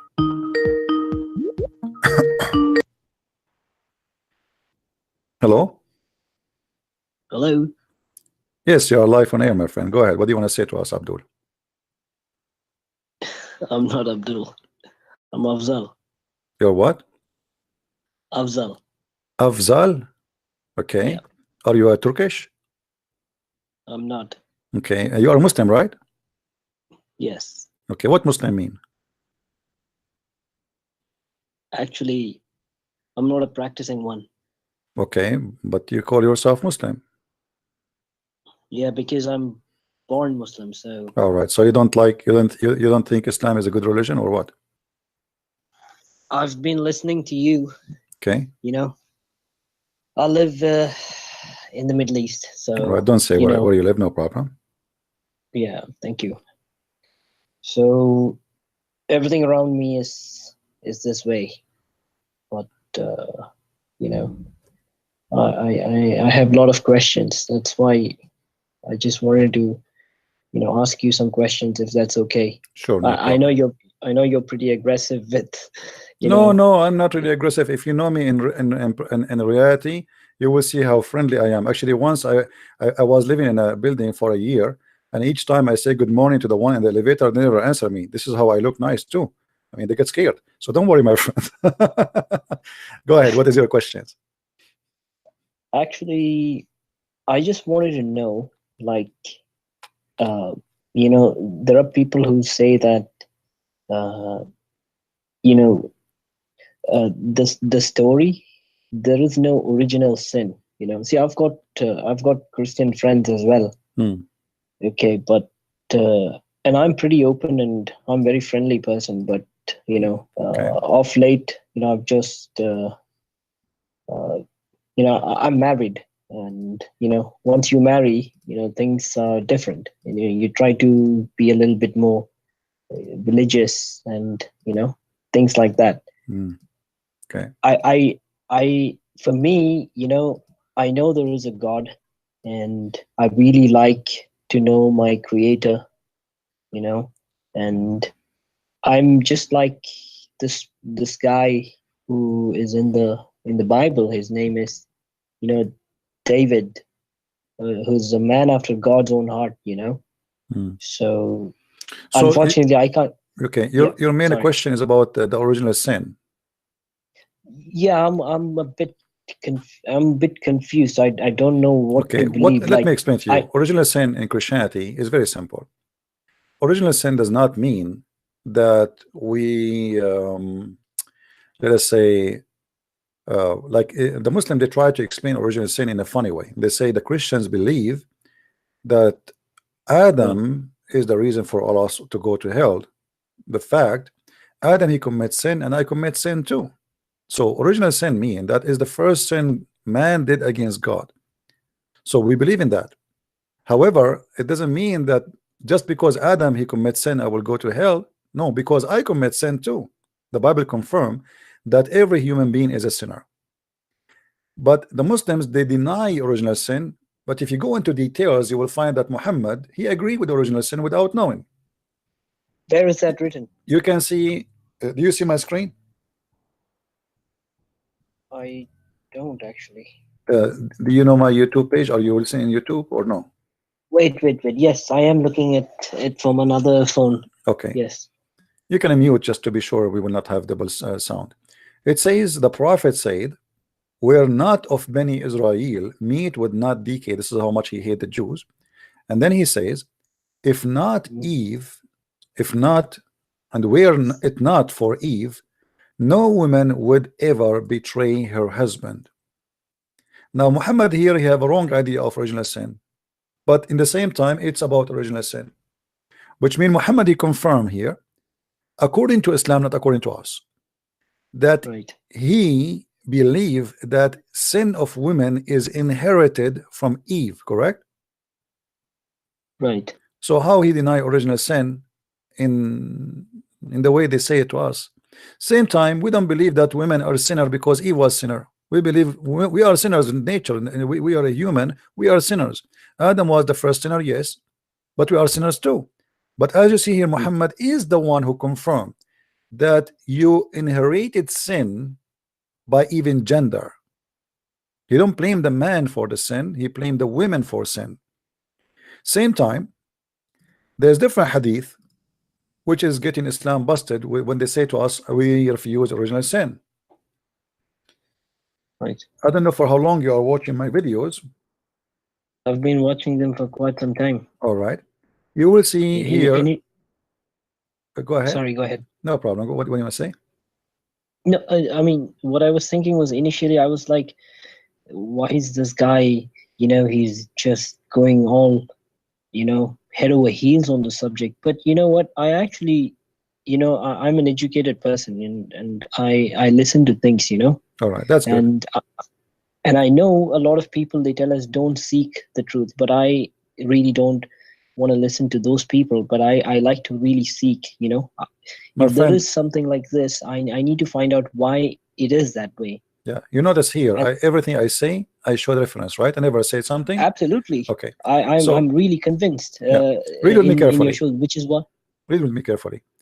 There was an argument. This is Muhammad talking. There was an argument between Adam and Moses. Moses says to Adam, you are our father, you did us harm and caused us to get out of paradise. And look what happened here. Look like Moses believed in original sin, because we are out of paradise because of the sin of Adam. Adam said to him, oh, you Moses, Allah, he selected you and he spoke to you directly and he wrote in his hand the Torah for you. Despite this, you blame me for an act which Allah has ordained for me 40 years before he created me. What does that mean? That means there is two prophets, and the Muslim, they claim that both are Muslims. One of them believe in what Christians believe, that Adam, he commits sin, therefore we are out of heaven. And that is funny, because how Moses he died, because supposedly this is happened after Moses died. There's no way Moses he met with Adam, right? I mean, this is supposedly, yeah. So how Moses, he's a Muslim prophet, but yet he didn't understand simple thing about Islam, that you should not believe in original sin. But as you see here, Moses, he is convinced that we are out of heaven because of the original sin of our father Adam. Adam, he answered him, says, can you blame me for a sin which Allah he ordained for me 40 years before my creation? Which mean here, Muhammad, he believed there was original sin of Adam, but it is Allah's sin, because who is the one who ordained the sin for Adam? It's Allah. Allah decide that Adam should do sin. This is fate, destiny. So Adam saying to Moses, do you blame me for something, an act which Allah he decreed for me, which means I have no choice to do it or not? So how you can blame me for that? And here we notice the stupidity of the one who made up this story, because if we cannot blame Adam for the sin he did, it's Allah who made him do it. So why Adam was kicked out from heaven? Yes, because Allah made him do it. Yeah, but this is not that, but it's not fair. I don't know if you watch a debate. I have a debate with the Muslim Sheikh just 3 days ago. I think you can watch it. It's called Sheikh Abdul Wadud. You can search my previous videos. The guy answered. I heard that. Yeah, I asked him the same question. He says, well, I showed him this. He said, well, Allah he decreed that. Can you say no to Allah? Allah he ordered you to do sin. Can you say no? But where's justice here? Where's logic? So Allah he made me do sin and then he punished me for what he made me do? That is a devil. So Islam is religion of stupidity. Cannot stand a question. So I have a question. So why did Allah create Adam in the first place? I mean, what's the purpose? Another Muslim, he answered this. He said Allah wanted to be known.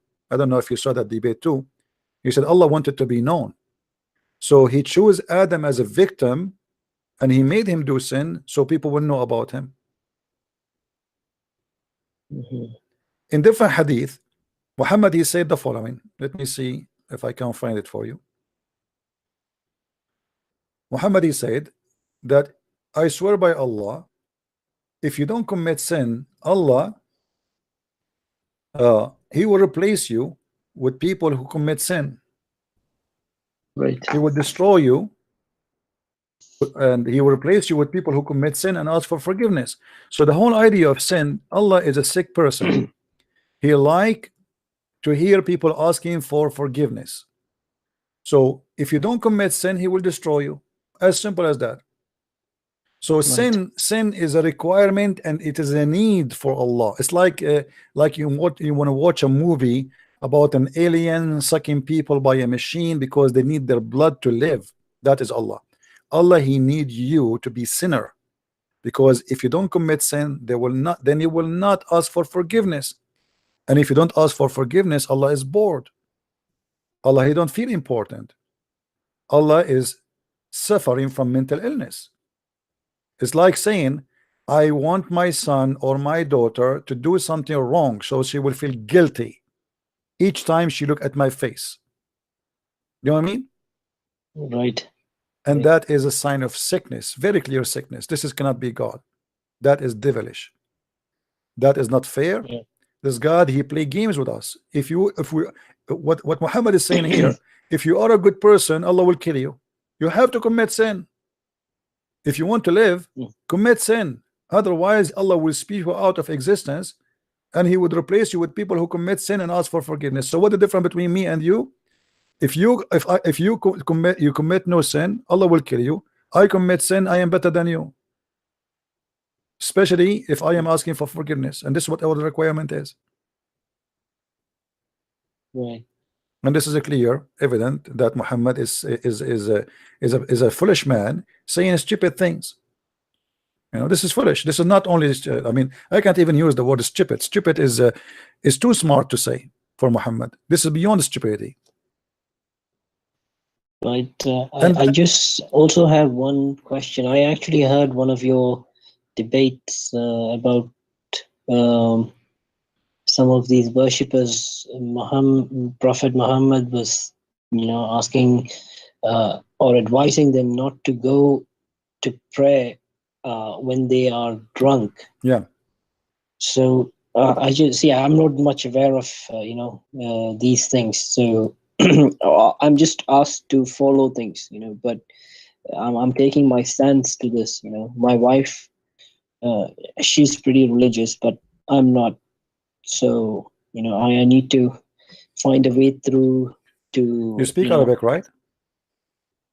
I don't actually. Okay. I'm, you see all those hadith about in front of us proving that Muhammad used to drink wine and he was a drunk person. Even he teach Muslims how to make wine. All those hadith, and they are sahih. All of them. Are these credible, or are they just do they nullify this as weak? No. Those are not weak. Those are sahih. Those are sahih. This is not weak. Okay. This is not. You see the word nabid. Okay. Yeah. Prepared for him, and if you click, this is Sahih Muslim. This is not a joke. All right, this is Sahih Muslim. So right. Muhammad, he used to be a drunk, and even there's many hadith saying that he was a person who teach the Muslims how to make wine. If you go in the Quran, you will find even that in the Quran. The Quran claimed that alcohol is a miracle of Allah.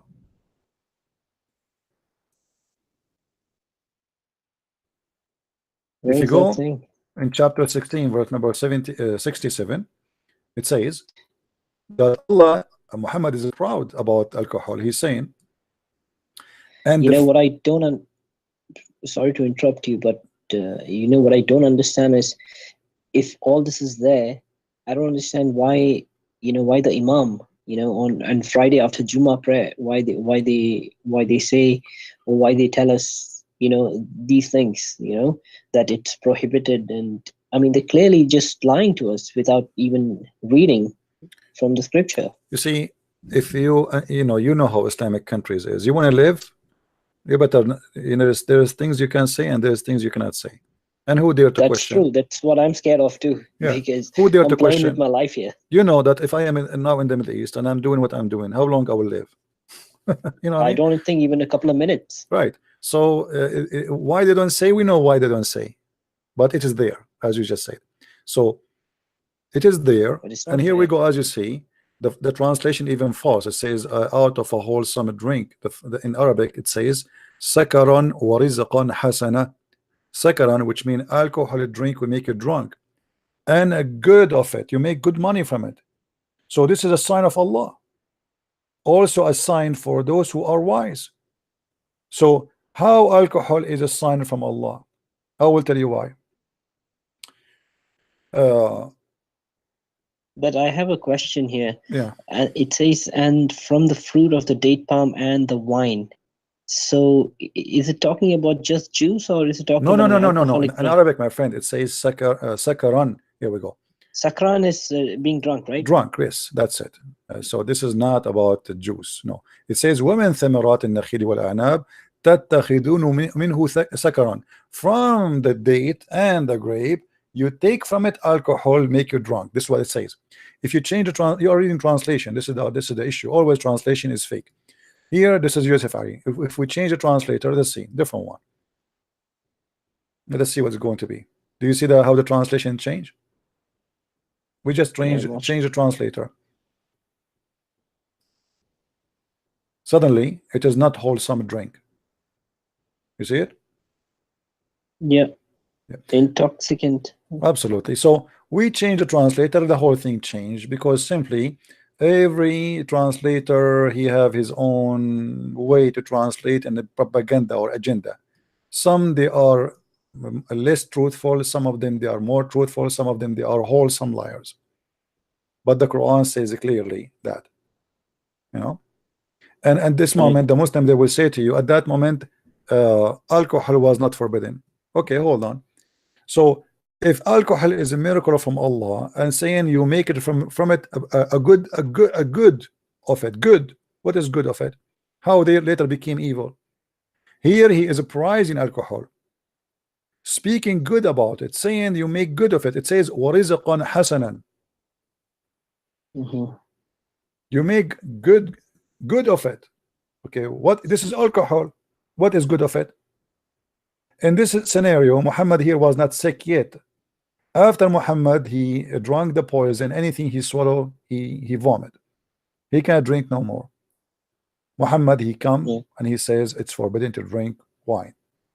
Otherwise, as you see, this is the same God who forbid the wine, is the same God he praised the wine. It can't be.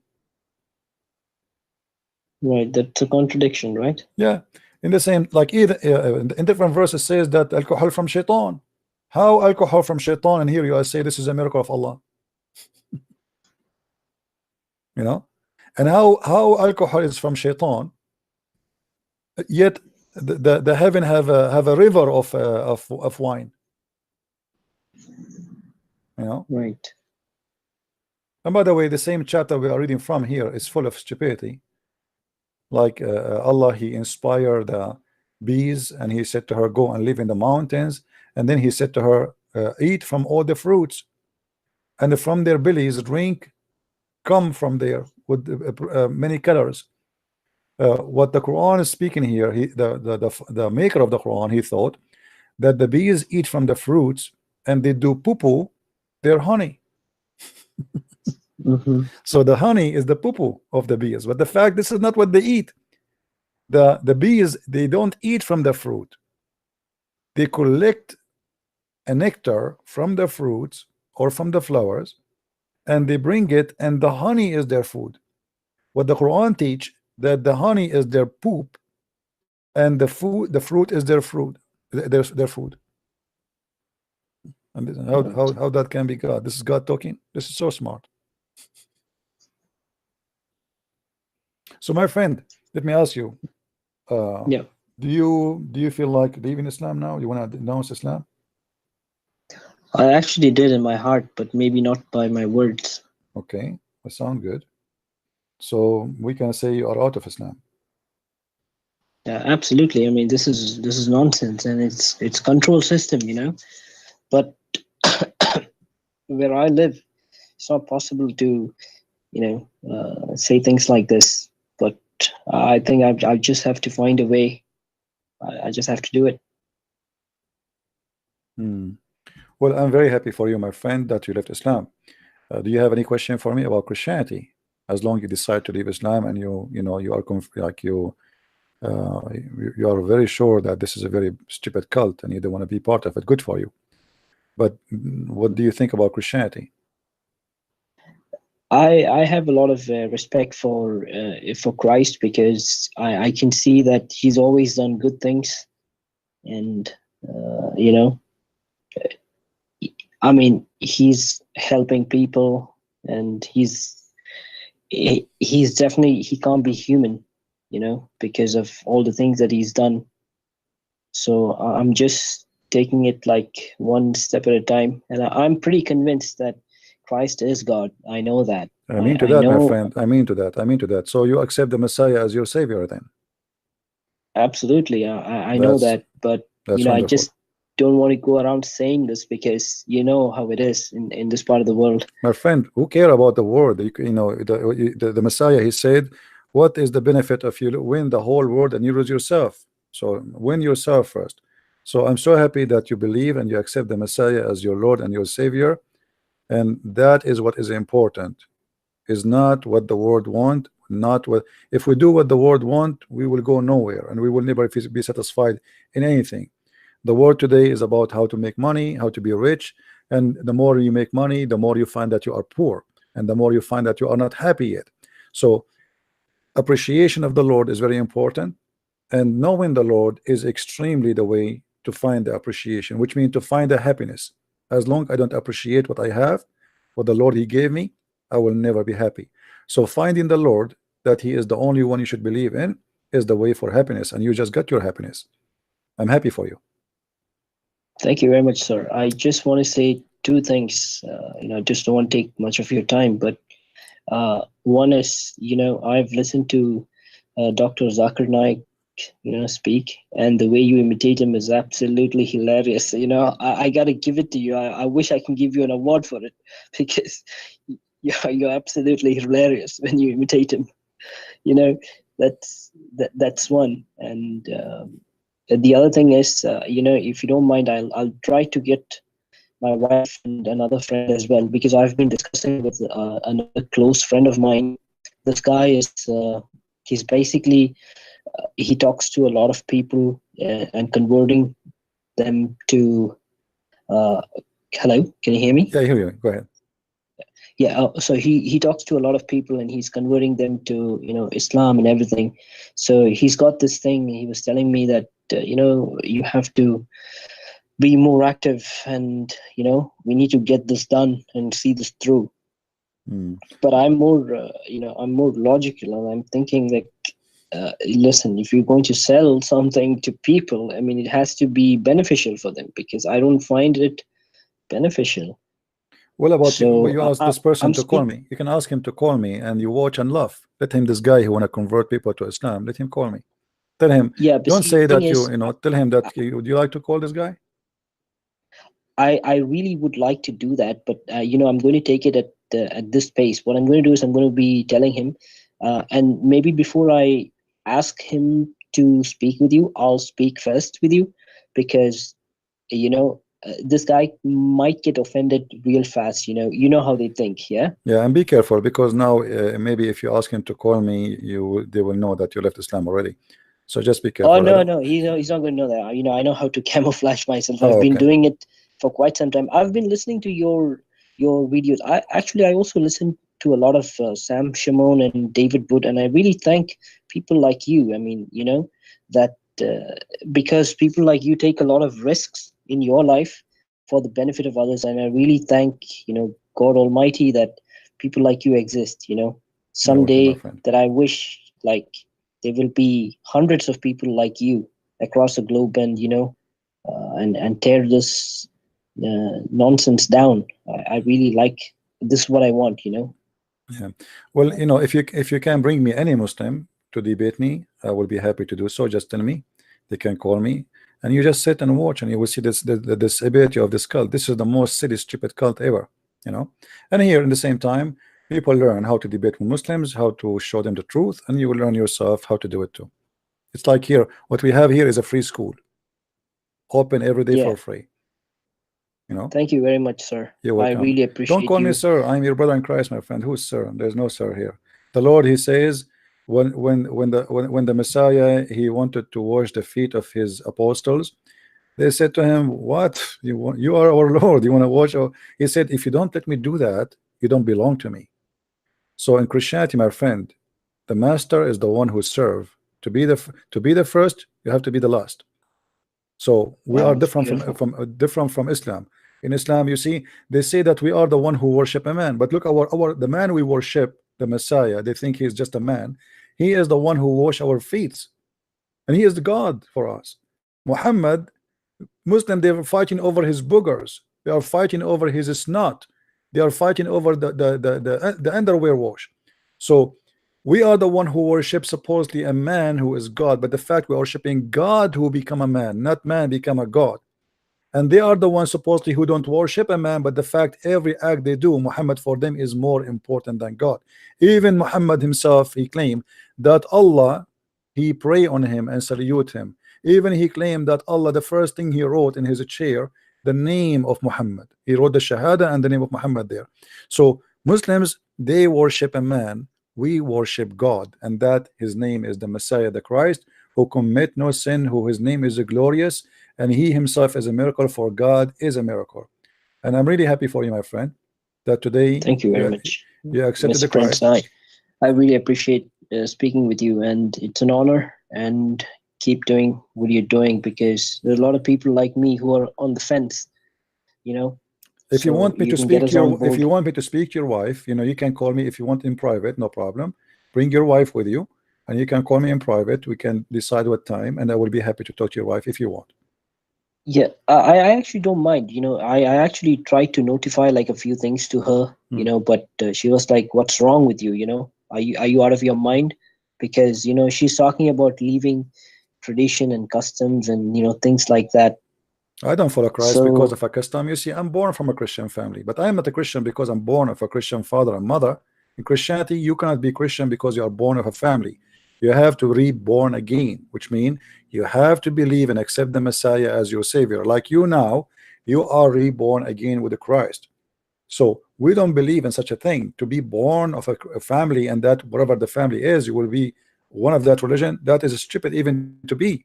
You have to make a right, I decision. You have to know what you believe in, and you have to agree with it. right, I already feel like so much of stress and burden off my chest. I Yeah. just feel so much better when I said this, because before, like, I already denounced this in my heart, but I don't know who I can talk to. I don't my surrounding does not really permit me to talk about such things openly. I feel your So pain, it's my good to friend. know. I feel your pain. No problem. You can call me anytime you wish. Feel free, and I will be happy to hear you. Just remind me of yourself, because I have hundreds of people in my, if not thousand, in my Skype. So don't be surprised if you call me again and don't even remember. You know what I mean? It's not That's like fine. I'm not like a person who have like 5 people in his. You know what I mean? Like it's a. No, I totally understand, because you know what? I'm bad with names as well. Sometimes I forget names, but that's okay. You know, I will remind you about this, No and problem. that's fine. We can just take it from there. Thank you, my friend, for calling, and may the Lord bless you. And I will ask all the Christians here to pray for our brother here and his family and his wife, that his wife too, she will accept the Messiah, and she will follow the step of her husband, and they will have a beautiful family who love peace, who believe in peace, and believe in the Lord of the peace, the Lord of love, for our Lord is love. And my friend, love will be upon your family, with your house, within your house, with your children's, and the Lord will bless your family. Just be with the Lord, and he will be with you. And if the Lord is with me, who could be against me? No devil, no power, nothing, nothing can be against me. Just be appreciation person, and you will be happy, and you will feel better. Because they try, you see, if we go and read about our church fathers, they even killed them, they crucified them, but they were dying happy. Even death, even you can die happy. When the Messiah, he said, time will come and people will kill you, and by killing you they think they are doing a favor to God. And those are what happened to us today. Everything he said is truthful, but yet Yes, those who give their life, they are feeling happy. Even in death, imagine, they are happy. I remember somebody was telling about. I'm not sure which. I know it's there in the Bible. They say that to live is to gain, or to die is to gain in Christ, or Right. something like Yes, this. yes, because yeah, because you gain your happiness. There is a story of a monk, and just we take a minute to tell you this short story. There's a monk. He spent his life preaching the gospel, and he's dying now, like so they brought the doctor, and the doctor, he told the other monks that your brother, he looked like he lost his mind. They said to him, why? uh, he said, I just told him that he have a few hours to live, and he's so happy, and he have a big smile in his face. He looked at me, he did not talk, he's so happy. So he said, why you don't ask him why he's happy? So he went inside again, and he asked him, why you are happy? He said, my son, I lived all my life, moving from town to town, preaching the Lord, the name of the Lord, and now you are telling me in a few hours I will meet my Lord. Should I be happy or not? So it depends how we see what it's called death. The one who have a belief and he's a believer, death for him is just a stage of life, not a stage of death. It is another life. For the one who don't Right. have a belief, death is death. That's it. He's gone. It is over. So for us, death means nothing. It is not something terrifying. It is not something scary. It's just a stage in life we will live. And as long we are believers that the Lord, he will be preparing for us a kingdom which we never saw like. And it's not about having a kingdom of virgins and food and etc. That is silly. That is very silly. We will have a different kind something amazing, spiritual, lovely. We will be the same as the angels. The Messiah, when they ask him, this woman who her husband died, and her husband, her brother, he marry her, who is going to have her in the heaven? He said he and she, they will not get married. They will be the same as angels in heaven. So spirituality in Christianity, happiness is not about food as in Islam, or about sex. Islam is satanic cult, making you be addicted to sex and food and normal pleasure we see around us. In Christianity, actually, you know, speaking of that, you know, I know this guy who he's my friend. You know, he's married to like two women, and they both stay in the same house. And you know, so I just hinted to my wife, of course I love her, you know, there's no way that I want to look at another woman. And you know, we see a lot of movies which also tell us that, you know, it's always like a one woman one man kind of thing. So but these guys, they say that, you know, no, you can actually go and, you know, multiply and get more kids, and it's fine because I know people who've done it. My uncle has like 3 wives, and you know, so my wife is like really scared. She's thinking that I might leave her, or maybe when she becomes fat after a couple of kids or something like that. yeah, tell her, well, you know, see, I became a Christian now, so that risk is not is gone. So Absolutely, yeah. so she should be happy for that. I have to tell her that, yes. I mean, that's how it should be. You know, I just never understood how it is. Like, it's sad that, you know, I've got a lot of friends who are actually females. I mean, we chat. We don't probably meet face to face, but we chat, and you know, their lives are so sad, and I feel a lot of pain for them because some of them. You ever heard about this Muta? Oh yeah, don't ask Christian Prince if he heard. That will be not. I'm so sorry, sir.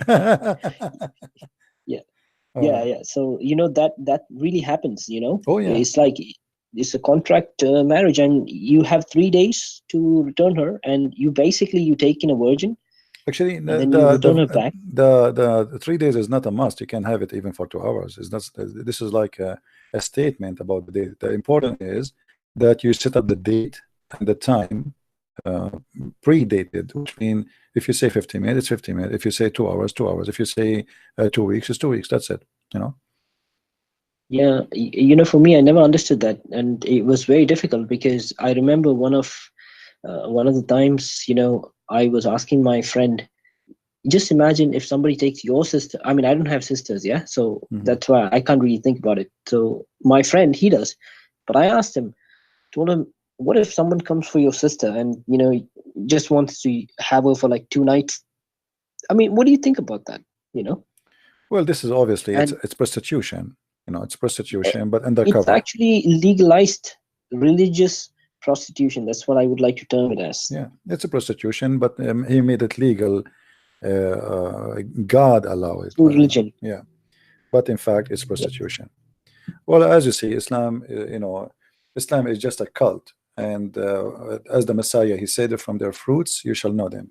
And for me, I don't reject Muhammad because his name is Muhammad, even though the name is an insult to God because he called himself the praised one.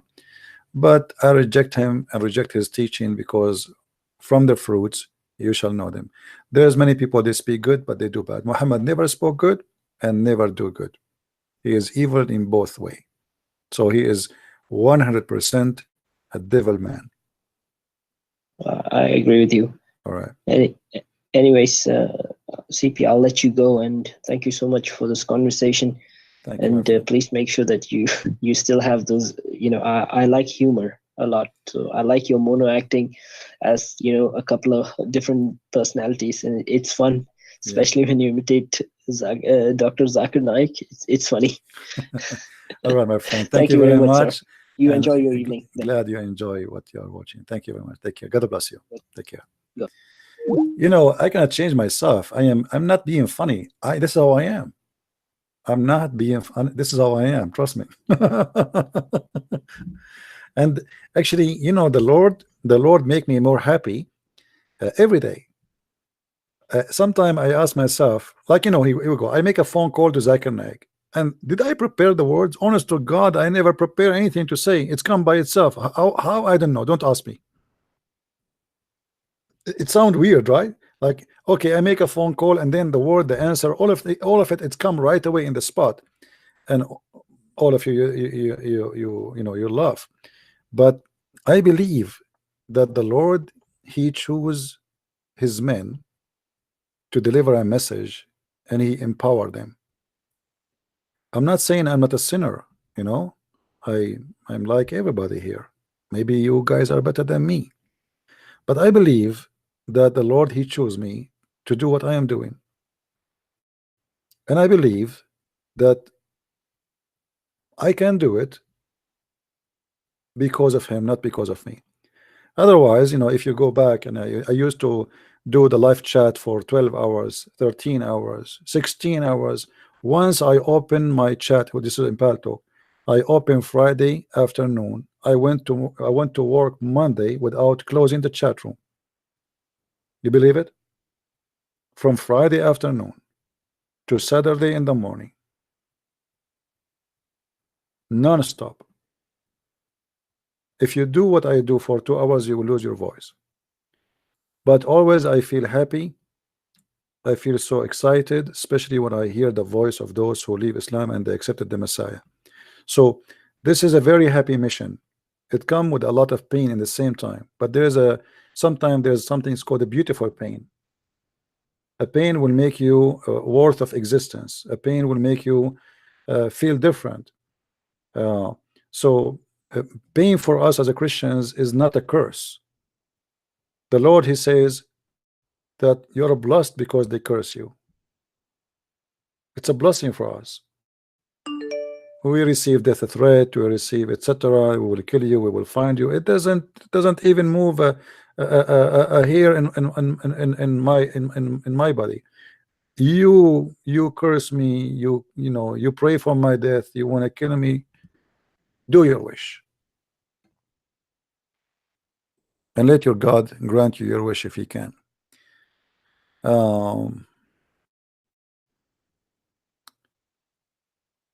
Okay.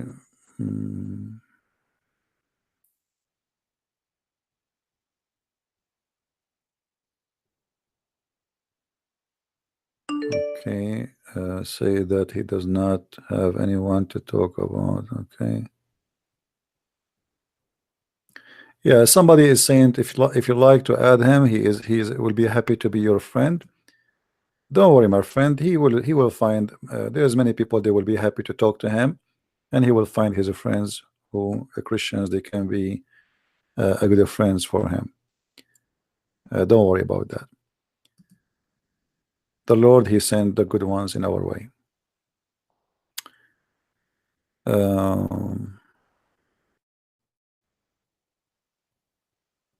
Let us see. I am a Christian. I have a quick important question. Okay, let's see what this gentleman want to say. I hope it's important. I cannot see my keyboard now. You believe it? Let me turn the light on. Oh, I forgot. I should use the light of the messenger.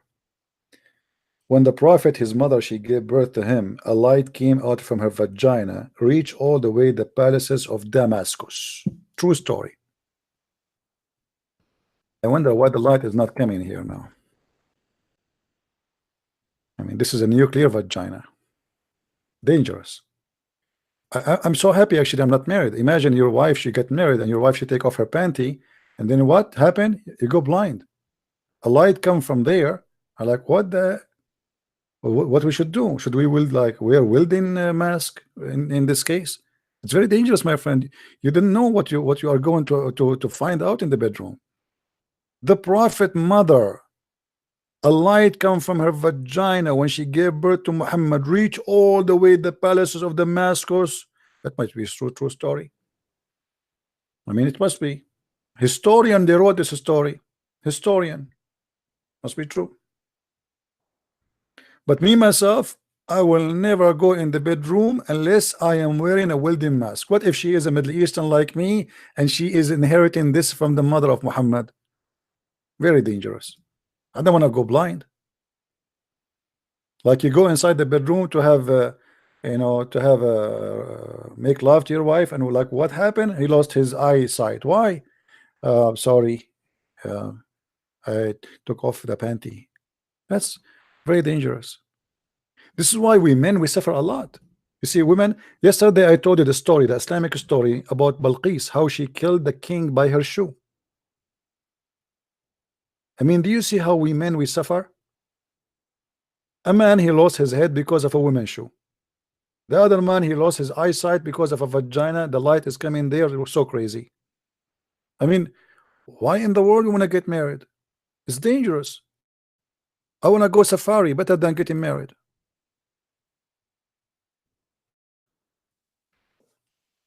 Hadith? Go to Google right now and search. Why you want to debate always on me? Come on, come on. I just told you the story. Search right now. A light. The Muslim, they translate it as the following. They say a light came out of the mother of the prophet. Came out of the mother of the prophet, but they don't tell you in the translation from where.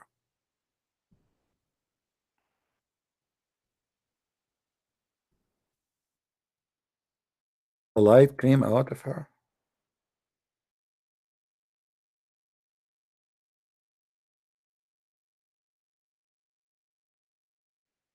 I'll show you the reference. Hold on. As long you ask for it.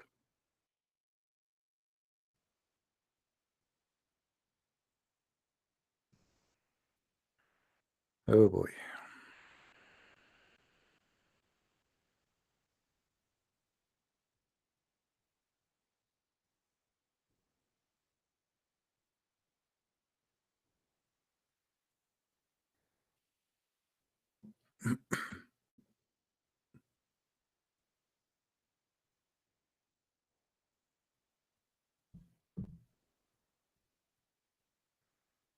All right.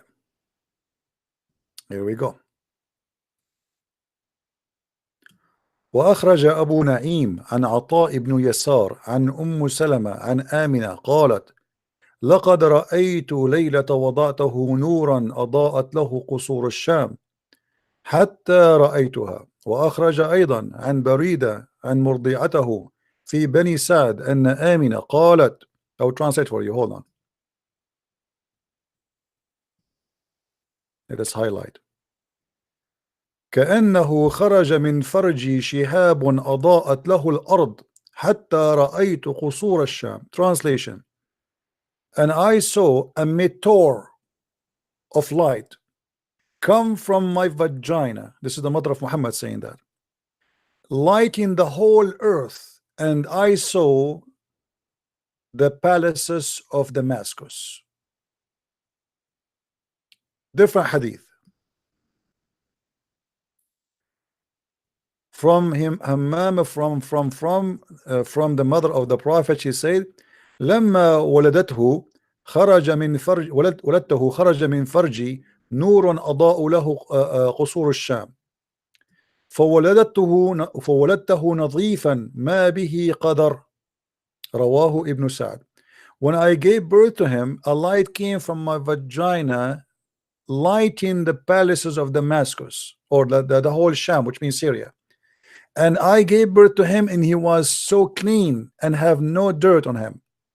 Reported by Abi Sa'd. And they say here, and they mention this in a poetry by Al-Abbas ibn Abdul Muttalib. He says, وأنت لما ولدت أشرقت الأرض وضاءت بنورك الأفق فنحن في ذلك الضياء والنور وسبل الرشاد نخترق. So they are making a poetry about the vagina of Muhammad mother. All right. Now the reference here, let's show the, first of all, this is page number 182. Page number 182. And let us show you the cover of the book. Here we go.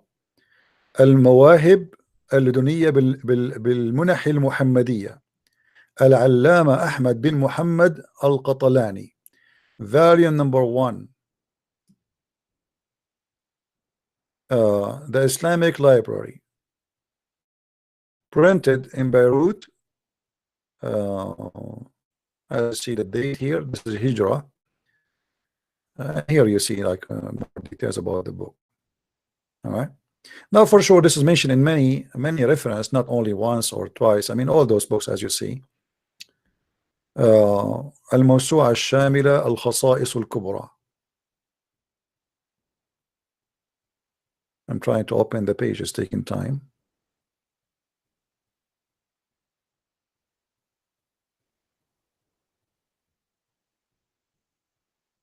And obviously, this is a true story, brother. Anyway.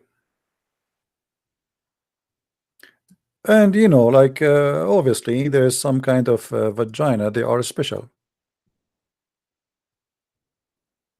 And it would be fun if we can have the mother of Muhammad to generate electricity for us these days. He showed that women are not allowed to sit in a chair because of Satan. Can you show us why? No, not it's you know. I don't know what somebody's asking me about Father Zachariah. He is a Coptic priest. He have a program exposing Islam too. He's a very good man. That he showed women are not allowed to sit in a chair because of shaitan. I don't think he said that. I never saw what you are talking about. But as I know, that a Muslim woman, she cannot sit on a chair for a very simple reason. The chair in Arabic is the word kursi.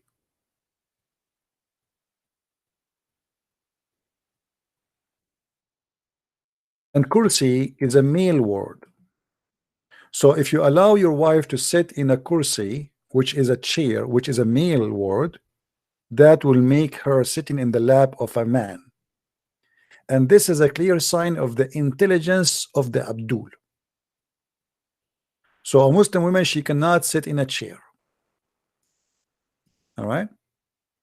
And there is very convincing. I mean, imagine your wife, she is sitting in a chair, man, and the chair is a male word. I mean, no way. I will not allow that. You know, no way. I mean, we are very conservative people. We allow our wife to give her boobs to a stranger, but she cannot sit in a chair because the word chair is a male in Arabic. Very conservative.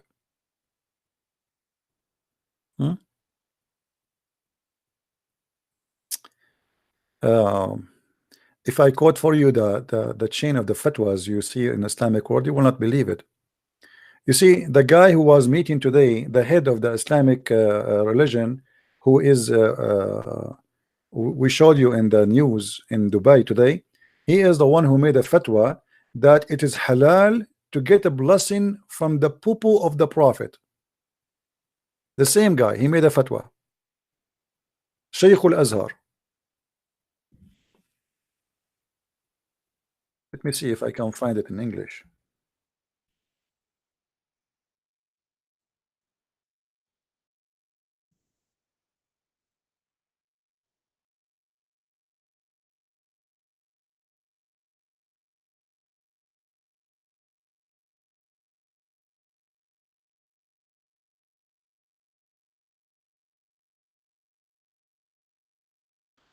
Let's see.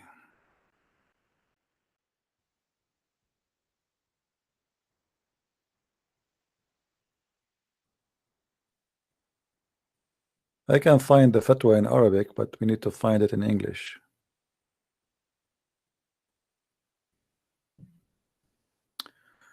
Let us see this one.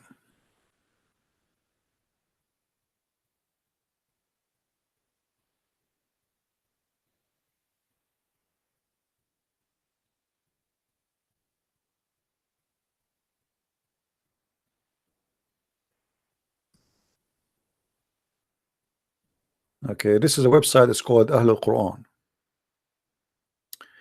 This is an original published in the year 2003 or 2010. I got the following message from okay, and this is from a newspaper in Egypt. It's called Al-Yawm al-Sabi', which means the 7th day. It says,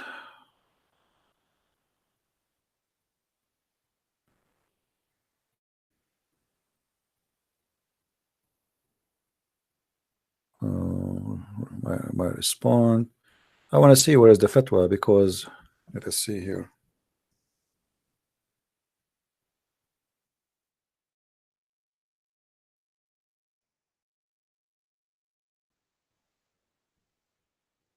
Here we go. So always we discover, etc. Okay, and then he says, such as a breastfeeding and the elder and the blessing of the prophet urine. So they are discussing this fatwa about the blessing of you can get from the prophet urine, and for sure the prophet urine is blessed, my friend. I mean, put yourself in the urine of the prophet if you are a Muslim. I mean, how blessed you will be to be from the prophet urine.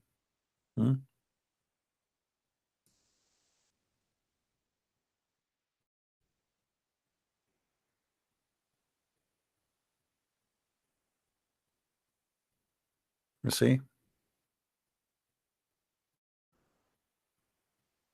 if you drink the prophet urine, you are going to be blessed.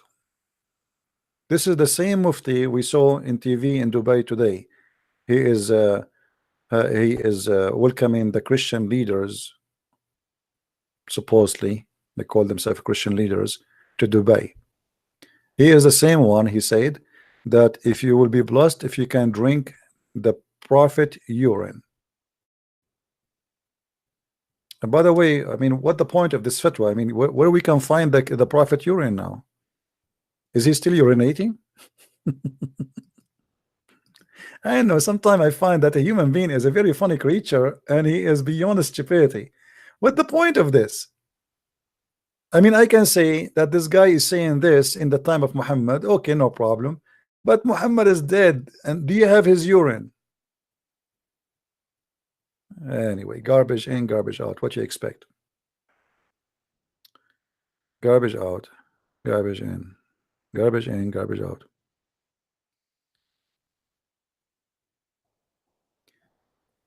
All right.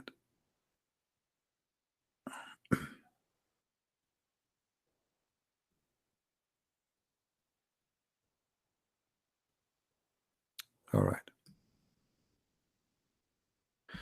Anyway, guys, I want to say thank you for being here. We have enough for today. Did we have a good time? Don't forget, please, to give a like if you like what we do, and if you don't like, don't give a like.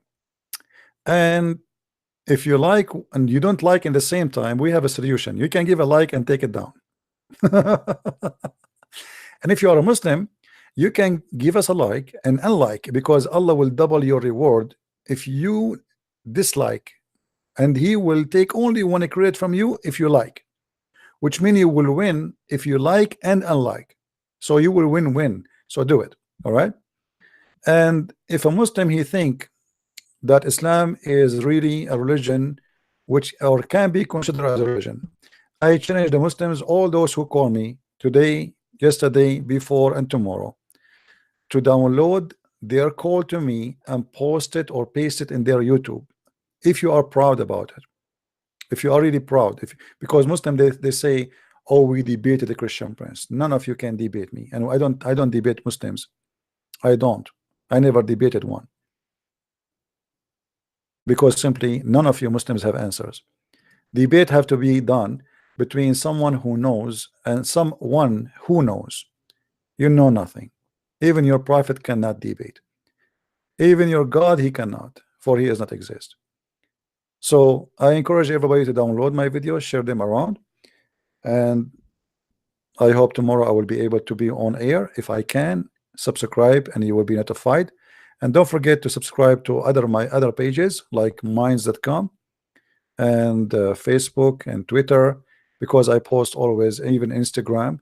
I always post before I go live, so you will be notified depend on the program you use. And I will see you soon again. Well, Lord may bless you. And don't forget to pray to the brothers who call us. Today we have two who they became Christians, they accepted the Messiah, and they left Islam. Pray for them, pray for their family, and pray for their support. And may the Lord bless you all. And I will see you soon again. Christ is Lord, Islam is false. And see you.